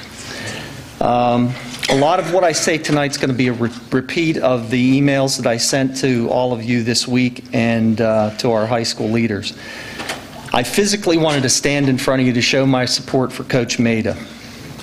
The dismissal of Coach Maida does not sit well with all of us, the parents, and our children of the wrestling team. You are hearing many impassioned statements that speak of the good coach and mentor that we know. We don't know of any other coach. My main concern is that our coach, that we, the families of Methacton, feel that is the best for our children, did not get due course that he deserves. I understand that the principal and the superintendent have the ultimate power of the hiring and firing of the people that report to them. However, when their actions appear to be without reason, we, the stakeholders, those that are behind the ideals of our school, feel like we are being treated like we have no voice or power in the school district. We appreciate the job that the school board does and all the thankless jobs. But I ask you to please at least speak to all parties involved and convince yourself that due diligence was done in this case. Coach Maida is a good man and a good mentor to our children. He deserves that. Thank you.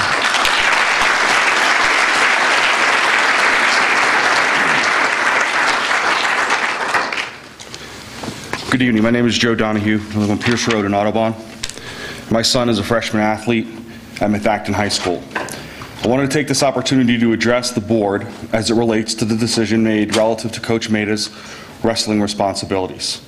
As I understand, the first sentence in the mission statement of the athletics department is, and I quote, "to create an environment that maximizes student participation, supports academic progress, and promotes physical and social development."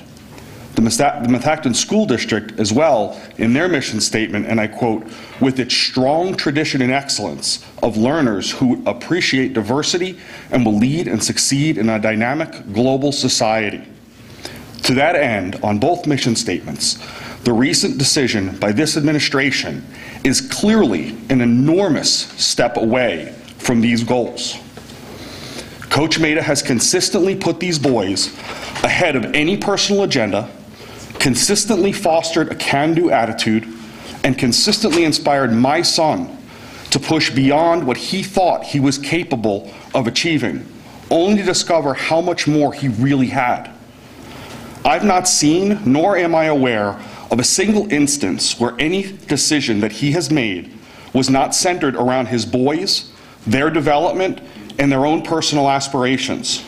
As a member of this community, a taxpayer and a voter, I'm looking to this board to help provide some answers as to why we have dismissed an individual clearly qualified not only to meet, but to exceed the mission statements and expectations set forth by the athletic department and the Methacton School District. Despite numerous attempts, we've been given no rationale nor any remote explanation as to the grounds for this dismissal. There appears to be an absolute disregard for collaboration on the grounds for this decision. More specifically, how it affects the kids and my son. As a former athlete, I cannot emphasize enough the broad impact that individuals with Coach Maeda's passion, concern, and caring have on a young person. Wrestling, more than any other of the sports that I participated in as a young adult, taught me sportsmanship, drive, determination, hard work, and accountability. Need to wrap it up. Thank you. While these may appear to be simple adjectives that any participant in a competitive athletics would acquire, when coupled with a person like Coach Maeda and his 100% commitment to seeing that each and every boy exceeds even their own expectations, you cannot comprehend what's been taken away from these young athletes in the dismissal of Coach Maeda.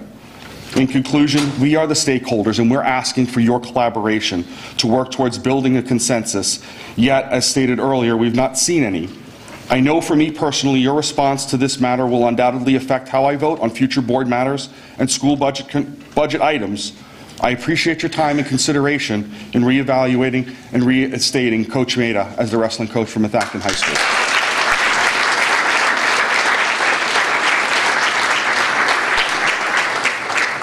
Hi, I'm Salah McNair. I'm from Worcester, and I believe Coach Maeda is not only a great coach, teacher, but he is also a great leader. It was great to be one of those rowdy wrestlers who were known as, or who were rumored to be as tough as nails, if not tougher. Wrestling is a sport practiced in the dark. It is not the #1 winter sport mentioned, but it is when it comes to the wrestlers, we are some of the best people you can meet. With their great character, all developed by Coach Maeda. When I met Coach Maeda, he had gathered all the 8th graders together because he knew that we would be the next class of freshmen who would wrestle for him. He introduced himself and told us about his weightlifting program. The goal of this program was to build our strength and our character. In practice, he felt that we are capable of reaching our potential. He was the one persuading us to start lifting and continue to lift as the season started, pushing us and believing in us all the way until the end of the season. There are a lot of people who believe I have untapped potential when it comes to wrestling, but he is the one person who believes in me the most besides my parents and pushed me all the way until my unfortunate end of the season. I did find my potential, and seeing a great member of the wrestling community like him, seeing a great member of the wrestling community leave like him leave is a disappointment. Next season, we will need a coach who will push us to be our best, and we believe he is the person who can do that. He is the man who can make our wrestling team the best it can be. Thank you for your time.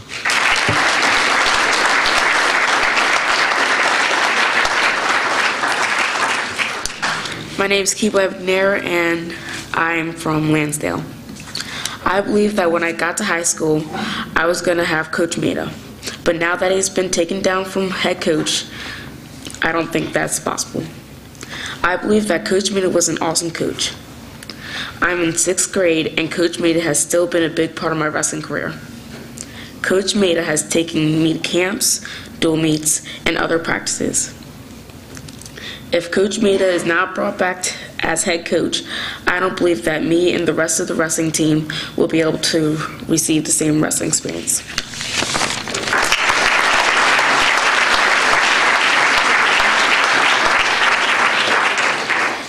Hello, I'm Bryce Reddington. I'm in 9th grade, and I've wrestled since I was really young, but Coach has always been there for me. I mean, I had to get down to weight this year, and when I didn't have that extra drive to get down, he was always there. I mean, he'd push you until you're uncomfortable, but he was always looking for the best in you. He always wanted you to work like the hardest out of anyone. That was his goal. We were over at that TNT camp, and when everyone else was asleep, we were up in the morning running.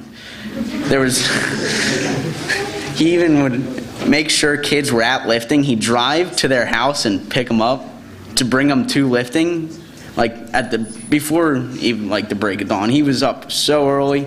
He wanted everyone to be the best they could be. He was always pushing us towards our full potential. Everyone who's had him can agree that he's made them better at school because he's always checking your grades, making sure you're doing well. I mean, I don't know if other coaches are doing that, but that's something special for me because sometimes there's always that extra drive that you can put in, and he always made sure you had it. And he just wanted us to be the best we could be, get stronger, get better at the sport, and not just the sport, but at school. He wanted our grades to be the best. He wanted our mental state to be the best. He wanted us to be good people, good character, good wrestlers. Wasn't always the best, the most important to him. He was always, like everyone else said, student athlete. We're students first and then athletes. And I believe Coach Maida was a great part of the year for me, and he made it the best that it could have been, especially when I was down to weight. That wasn't too good. And I just think that he should be reinstated, and thank you for your time.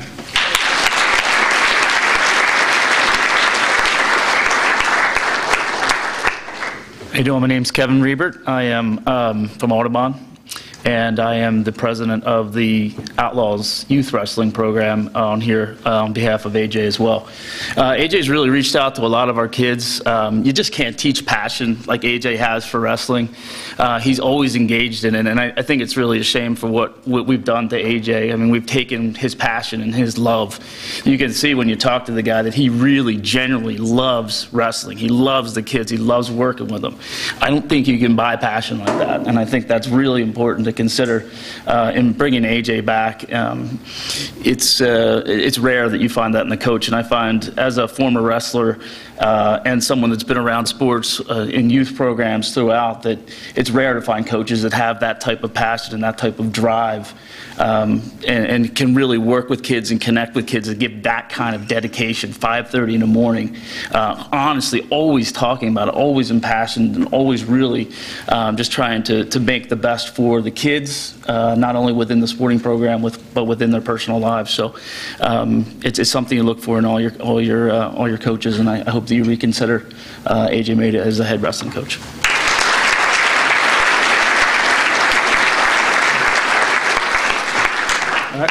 Hi, I'm Rob. I'm junior at Ursinus, and I wrestled here under 3 years under Coach Maida.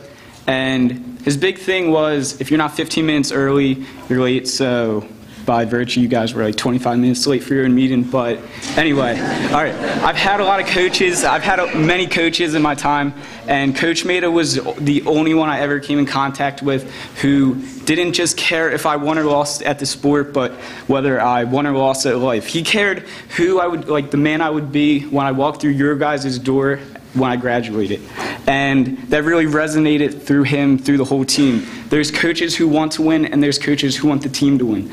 And he was that guy who wanted the team to win because he wanted to show them, he wanted to show us what winning feels like, what this success feels like, and what hard work actually feels like. But he didn't fret the losses because you got to lose to see how it feels and to see what happens when you don't work hard. But there's not many things in life you can be 100% certain about.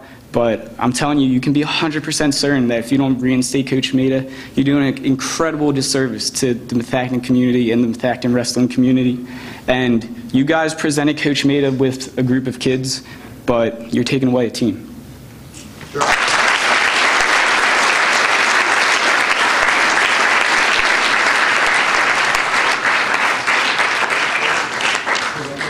Hi, my name's Wendy D'Annunzio. That was my son, and I'm from Audubon. When I heard the news that Coach Maida was not going to come back as coach and his contract was not being renewed, I was absolutely shocked for several reasons. Number one, this seemed to come out of nowhere, and according to the news article, it was a complete surprise to Coach Maida as well. With that said, how does this happen? I would think there would be some evaluation process in place to assess Smith Acton's coaching staff, and that this would be shared with the coaches yearly, so that if a philosophy doesn't match, it would be discussed with them to work towards change versus being told, your contract's not going to be renewed, too bad, especially after progressively improving a team year after year. Is that in the best interest of our kids? Second is the reason cited in the Saturday morning meeting as a difference in coaching philosophy. This makes absolutely no sense to me. I've known Coach Maida for 6 years. My son was coached by Coach Maida, and this man is a walking example of Smith Acton's philosophy. And if any of you read any of my emails, you would see numerous examples listed as to why I say this. We as parents know what is best for our kids, and if all of us, everybody here, did not believe in our hearts that AJ deserves to be coaching, we would not be here. And last is the lack of response from Principal Landis in addressing our concerns when email after email have been sent specifically requesting a personal response explaining her philosophy, not a request for private information. Is this the non-response that we can expect to have on a more serious issue? Is this in the best interest of our children? I ask that the school board think long and hard about reinstating Coach Maida, as it will be a great loss for our kids and for the wrestling program. I don't agree with your actions to replace Coach Maida, but at least myself and everyone sitting here is extending you the opportunity to work towards a change, an option that was not given to Coach Maida. We as parents may not have a vote now, but we will have a vote in the future. Please reinstate Coach Maida. Not only is he a dedicated coach, but more importantly, an excellent role model, and that is in the best interest of our children. We do not want another coach. We want Coach Maida. Thank you for your time.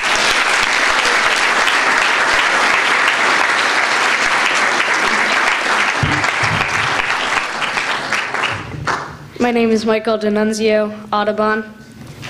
I'm 13 years old, and I attend Arcola Middle School. I'm a black belt in Tang Soo Do, martial arts in our studio. We have 7 tenets that we obey: integrity, concentration, perseverance, respect and obedience, and self-control. Out of all the time I spent with Coach Maida, I've never seen him break a single one of those tenets. We are Team Maida. We are the power. Reinstate Coach Maida.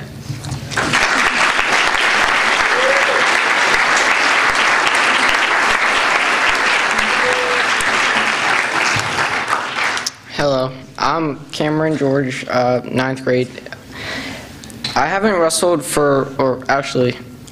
I didn't really come with a speech prepared in mind, but I realize that's all right because I know what kind of a man Coach Maida is. He's a man that has great perseverance and a passion for the sport and for the school that we attend. I have never known a coach that will always be there at everything he does, even extra things like morning lifts or after-school runs. He's one of those guys who will always be there. I've never seen him absent. He's pushed me since day one that I started wrestling at the high school until the last day on a certain move, and he's been teaching me that until I got it right. I've never known a coach who has that much dedication to someone to help them succeed and see them all the way through something. I think Coach Maida should be reinstated because that would be the right choice for this community.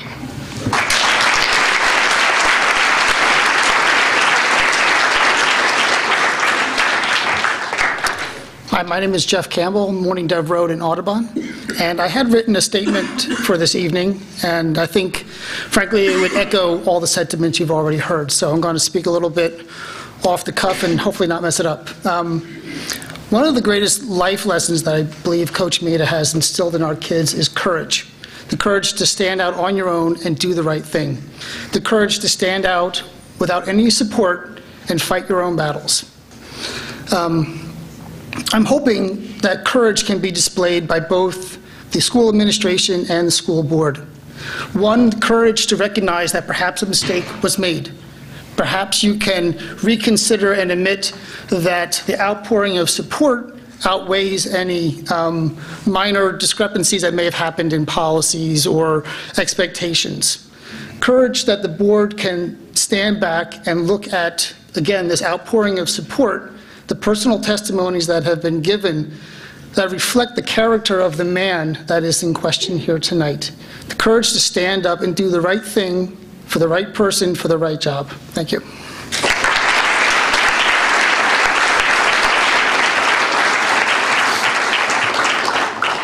My name's Jacob Quasme. I was 4 years old when I first started playing sports. I've had many coaches, I've been on many teams, and Coach Maida has been the only coach to teach me in life.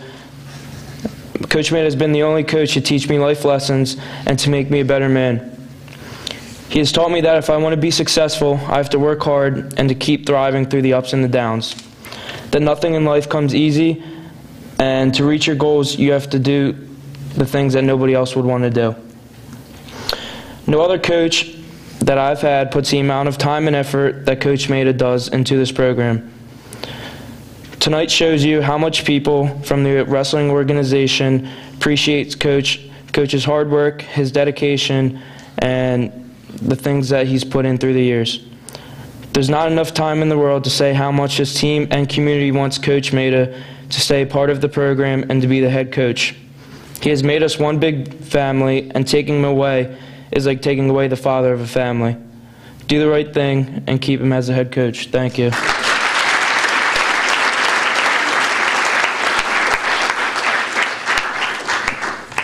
Hi, I'm Chris Beccaro. All three of my children graduated from Methacton High School. Michael just graduated last year. Very honored that AJ Maida was a part of my son's life. I think all kids need to participate in something to keep them out of trouble. There's a lot of trouble they can get into after school, and a lot of parents are working, they're not home to be with their children every minute of every day. It sounds like AJ walks around the halls and finds people to participate in the wrestling program. They may not all get to wrestle, they may wrestle JV, but there's a lot of people in the program that he's keeping off the streets. I can't see anybody else doing that. I can't see anybody else being the kind of coach he was for my son and for all these kids. And I hope that you'll all reconsider his position and at least give him an equal opportunity to get his job back, because I know he reapplied for the job. Is Miss Landis here tonight? No? This is an opportunity to comment. I just wanted to make sure she was here because she told me she would be here and I didn't see her. I know that AJ, if he told me he would be somewhere, he would have been there 15 minutes early. Thank you.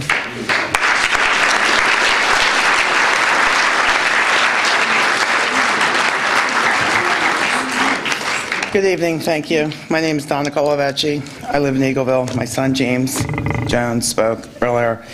I moved to this district because of Methacton School. First of all, I think you should bring T1 back. That's the first thing. I think you definitely should bring T1 back. We've been in the school district since T1.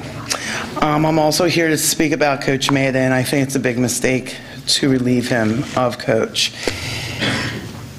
When my son came to high school, he wasn't interested in the wrestling, you know, he was just kind of like, he didn't know what to do, you know, because we had a couple bad experiences with some coaches, you know, like, you know, just not doing what Coach Maida does, making you feel good about yourself and being a young man. He has changed my son's life.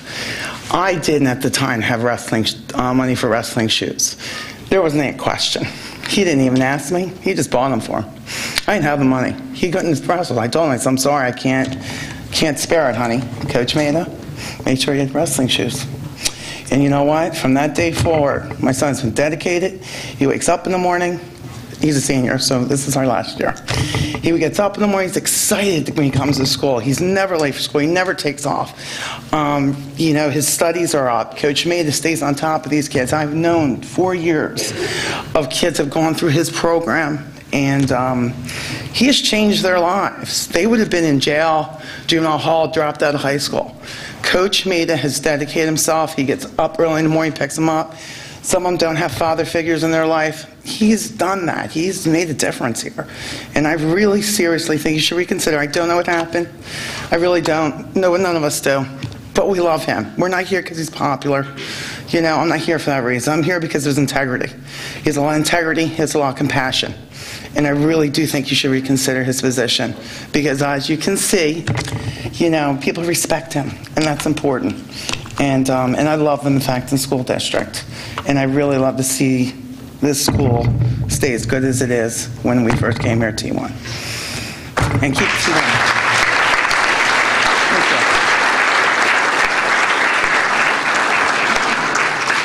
Hi, I'm Joe Staley. I was the captain this year, and along with Tracy Green, I'm also a senior here. And I'm here to talk about Coach Maida, obviously. Coach Maida has proven that he can be successful as a coach. This year we finished 3rd in the Pac-10 and top 10 in the district.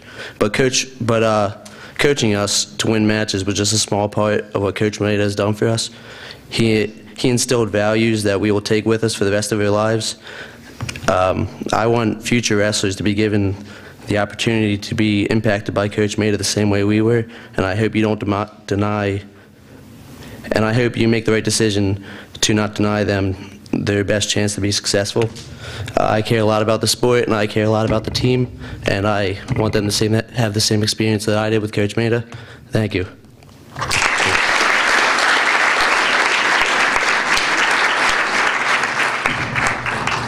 Hi, I'm Jack Ryan. I'm a senior here at Methacton. I live across the street. I've wrestled for Coach for the past 4 years, and there's a lot of great things I could say about Coach Maida specifically as a wrestling coach, but what I'd like to talk about is what he does for his wrestlers outside the sport. This past year, I decided to apply for an ROTC scholarship, and the minute I told Coach Maida I would be applying for that, he was on his horse writing me recommendations. He was working with me over the weekends to improve my PFT scores. He was recommending me for exclusive clubs inside the school that would advance my application over other applicants in the thing. And he gave me opportunities to succeed that I wouldn't have had I not had a relationship with Coach Maida. And I know I'm not the only wrestler who he put in that kind of extracurricular work for. And I just wanted to point that out because, I mean, his stats as a coach, but you don't always see what he does for his wrestlers outside the sport. That's all.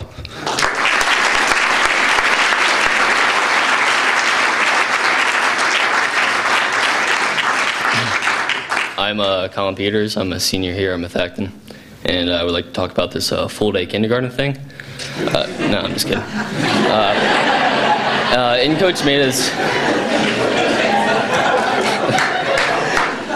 Coach Maida's wrestling room, you get more than just a season and a letter at the end of it. We're not paying for a t-shirt and a couple of bruises. The accolades and success that Coach Maida has brought to the wrestling program, while numerous and impressive, pales in comparison to the discipline and work ethic that he instills in every student that decides to step on the mat. The life lessons and etiquette that come out of Coach Maida's room are things that you can rarely find in, say, a public school classroom.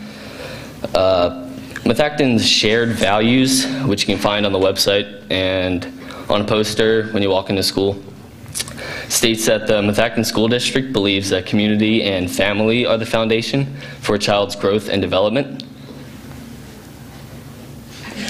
Here behind me you can find my community and my family, and if they are as important as Methacton says they are, then I believe their opinion should weigh much more heavily in your decision of this matter than it currently does. I'm speaking right now to a group of adults, asterisk needed, whose purpose, directly or indirectly, is to represent Methacton, its student athletes, and the best interests of said student athletes. And I'm telling you right now, removing head coach from the successful program that he's built is most certainly not in the best interest of anybody but the few. Nobody deserves this position more than Coach Maida. Thank you for your time.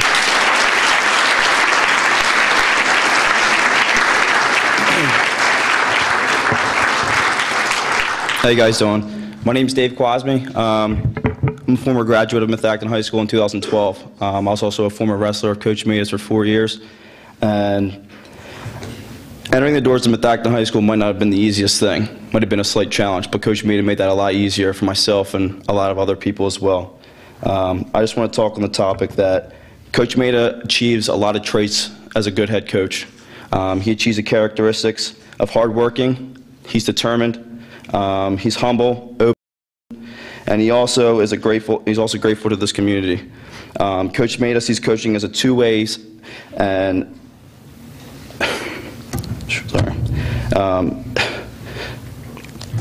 There's more to wrestling than just a sport. Let me get to that. There's a life lesson. Everything you do in life has a purpose. Upon opening the doors to getting this team, commitment and devoting our lives to the sport was coming together as one. I attended the Methacton Wrestling Banquet because my brother was a senior, and one of the seniors, Devin Bradley, had made a comment that Coach Maida was like a father figure to him. With that being said, if anyone here on the board was able to hear those words about Coach Smith, Coach Maida himself, and the rest of the coaching staff, it would have made a big difference in the decision that has been made about his coaching position. Everyone in this room is a part of the Methacton community. We're here as one big family. And Coach Maida influenced my life significantly.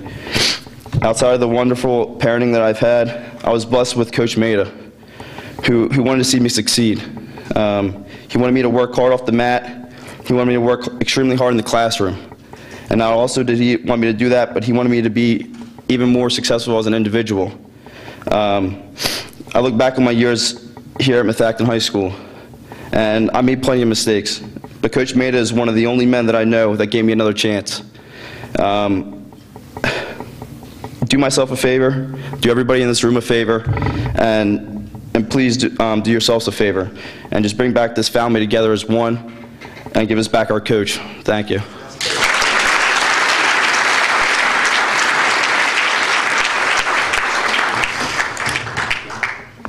Hi, I'm Pierce Bradley. I'm an 8th grader at Arcola, and I've been wrestling ever since I was in 2nd grade, and I've always been fond of the sport.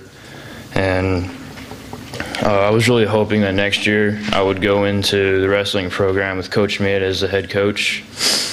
And it was a surprise when I heard that he wasn't. And Coach Maida is an extreme, selfless person. I've never heard a complaint come out of that man's mouth in my life, well, in 3 years that I've known him. And he wakes up early, almost every morning for the wrestlers, not for himself. And if the wrestlers aren't there, he goes out for them. He goes to pick them up if they're not there, if they need a ride. And I've also heard him say numerous times that always leaves things better than how you found them. And I think I speak for everybody that he'll leave the wrestling program better than he found it. And also, I think that if you remove him, that you'll never find a greater attendance to the wrestling program with him as head coach. And I hope that everyone else here thinks that he should be repositioned as head coach. Thank you.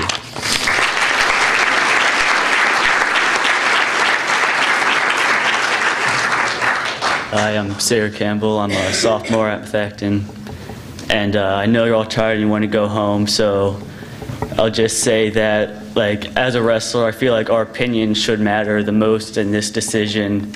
I think I speak for everybody on the team when I say that we don't want a different coach, we want Maida, and that this sets a very poor precedent, being able to fire a coach for and not give any clear reasons as to why this is happening. So thank you for your time.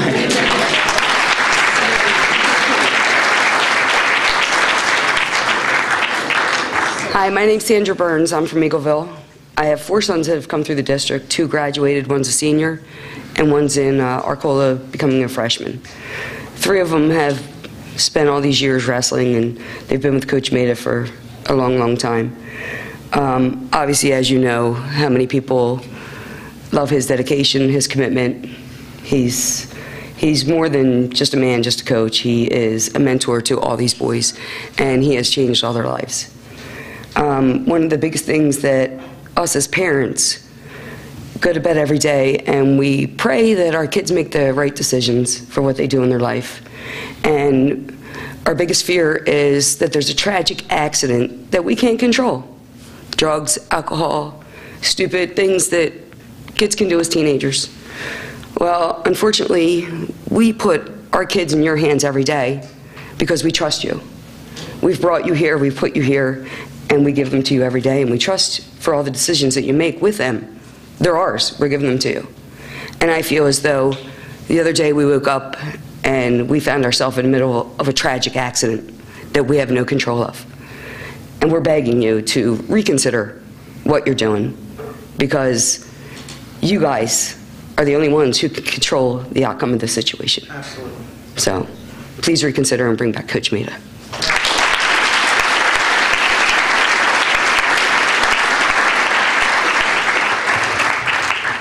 Okay, I'm Blake Sprayberry. I live in Collegeville. I don't know anything about school boards. I don't know anything about teachers' contracts. I don't even know anything about wrestling. One thing I do know is when you find a leader that can touch young people like you've seen here tonight, you do not let them go. I'm a 28-year veteran and retired lieutenant colonel in the Marine Corps, and I know up close and personal the importance that a good leader can make in a young person's life. And when you find a leader who drives people to do more than they ever thought possible, who leads by example, who touches young people, who makes them better than they were before, you do not let them go. I've seen hundreds of people try to lead, and very few can actually do it. And when you find one, I'm telling you, you don't let them go. Thanks.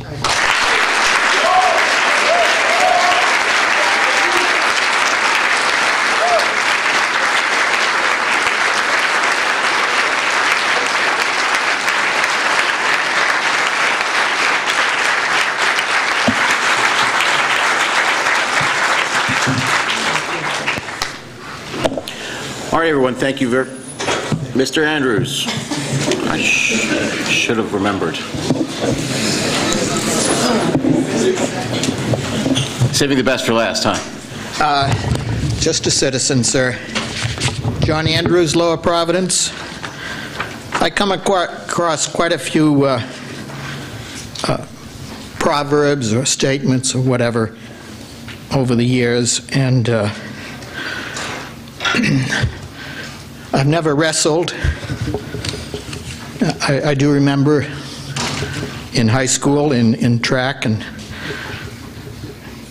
how important the coaches were. And one comment that I came across today, I think fits the situation. It's a Japanese saying, and it's very simple. It's none of us is as smart as all of us. Thank you.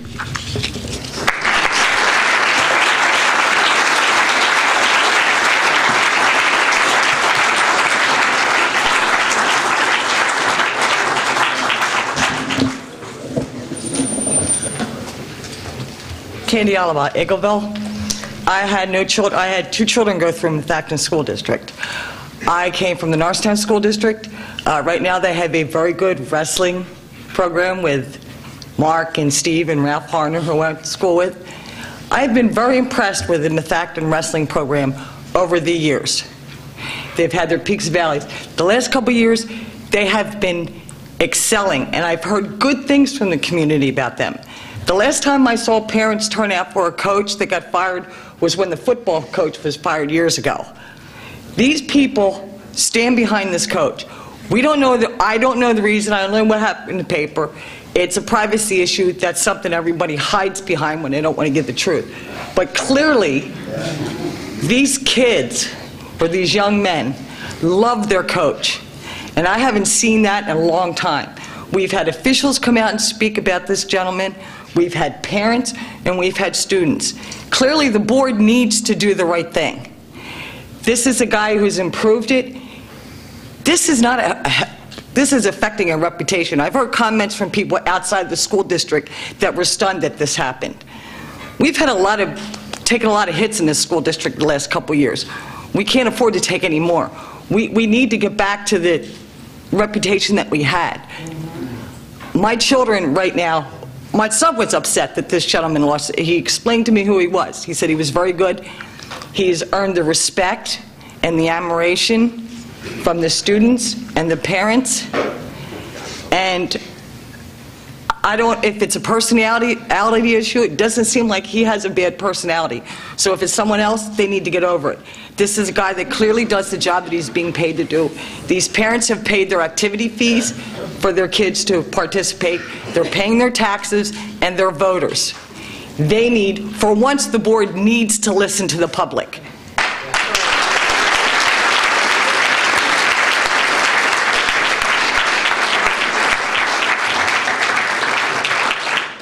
I already spoke, but I forgot to touch on one thing. I'd like to talk about a personal moment with Coach Maida. It was the day after, or the day of, he was let go. I have him for my psychology class, and he pulled me aside, and again, this is a man that is a second father to me. And he pulled me aside, and I imagine all of you guys have worked very hard to be where you're at right now. And you guys have put in a lot of time, and you guys probably have a very strong passion for your jobs. Now, this is a man that was he's a Marine. They don't like to say ex-Marine because you're always a Marine when you're in the Marine Corps. And this man, I've never seen such a hardcore man tear before. But when he told me that he was no longer head coach, he teared, he cried, and to see such a strong person like that, it's heartbreaking. And I could only imagine if tomorrow you guys lost your passion, whatever it might be. Coach Maida has lost his passion. Give it back to him, please.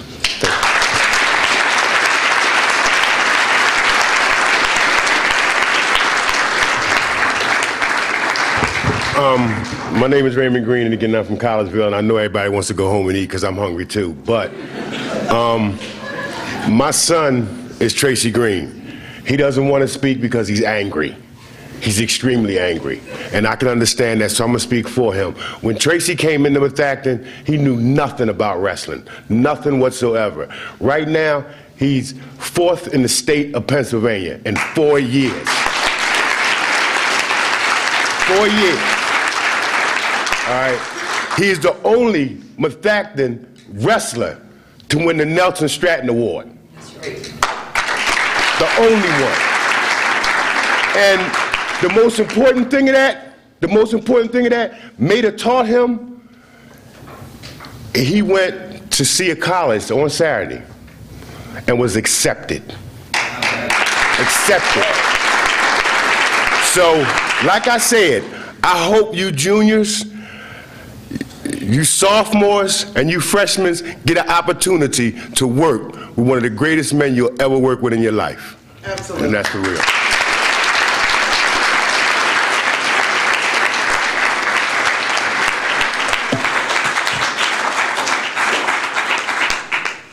All right, everyone, I want to thank you very much for your comments.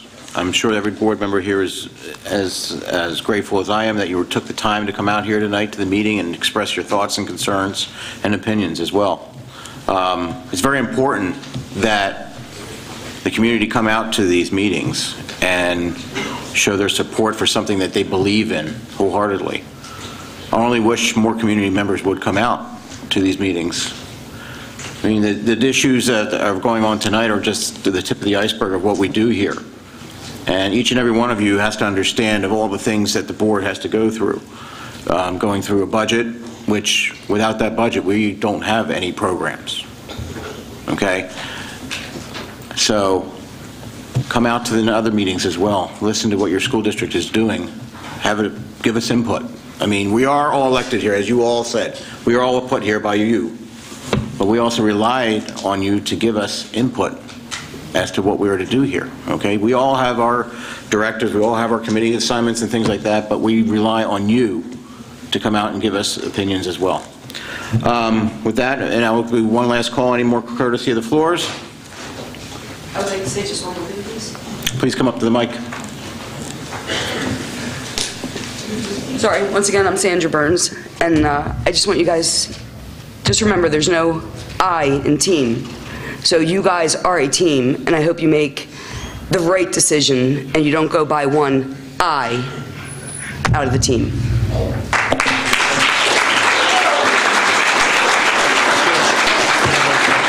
All right, with that, I'd like a motion for adjournment. Jim, you had something you want to say?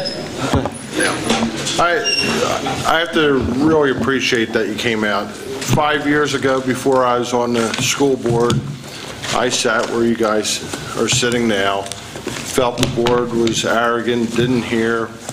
And I just want to tell you, we do hear, and we will do our due diligence. We will ask questions and get both sides. And we'll spend a lot of time in it, and that's one of the reasons why I want to go back and talk more and ask questions so we know fully what's going on from both sides. And I don't take offense of what people may say. I know everybody here is passionate about their feelings. Criticism is good at times, and I don't mind that. Unfortunately, as many people here that there is tonight, 2 minutes, it's very hard to get everything that you want to say. The young man from Lansdale, he very well spoken. I enjoyed listening to him all the way up to the past coaches and coaches from other districts. I was always brought up, yes, 15 minutes early is on time. Being on time is late, and being late is unacceptable. And that is something that, these are things we learn from coaches and our mentors. Years ago when we removed T1 program, that was brought up tonight. When I went campaigning, door knocking, and I went down one street and we had 10, 15 people that wanted T1, and with good reason. I sat here and I voted against eliminating it. It was $137,000 to the budget, but there was other things that we could have possibly done. And we do hear you. We do make our votes based on what we learn from the public and also what we learn on this side, which the public doesn't necessarily see. And we're in a tough predicament here, being that it's a personnel issue and the laws that govern it.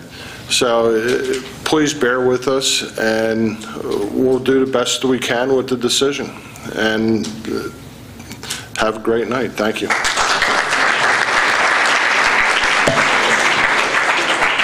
Okay.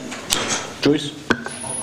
I'll be really, really short. I just want to congratulate all you young men. And sitting here, this has been a long meeting. You've been here for 2.5 hours, and your behavior has been exemplary. So congratulations to the parents, and congratulations to you young men.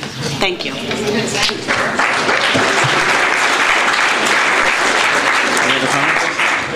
Any of that, I will ask for an adjournment. May I have a motion?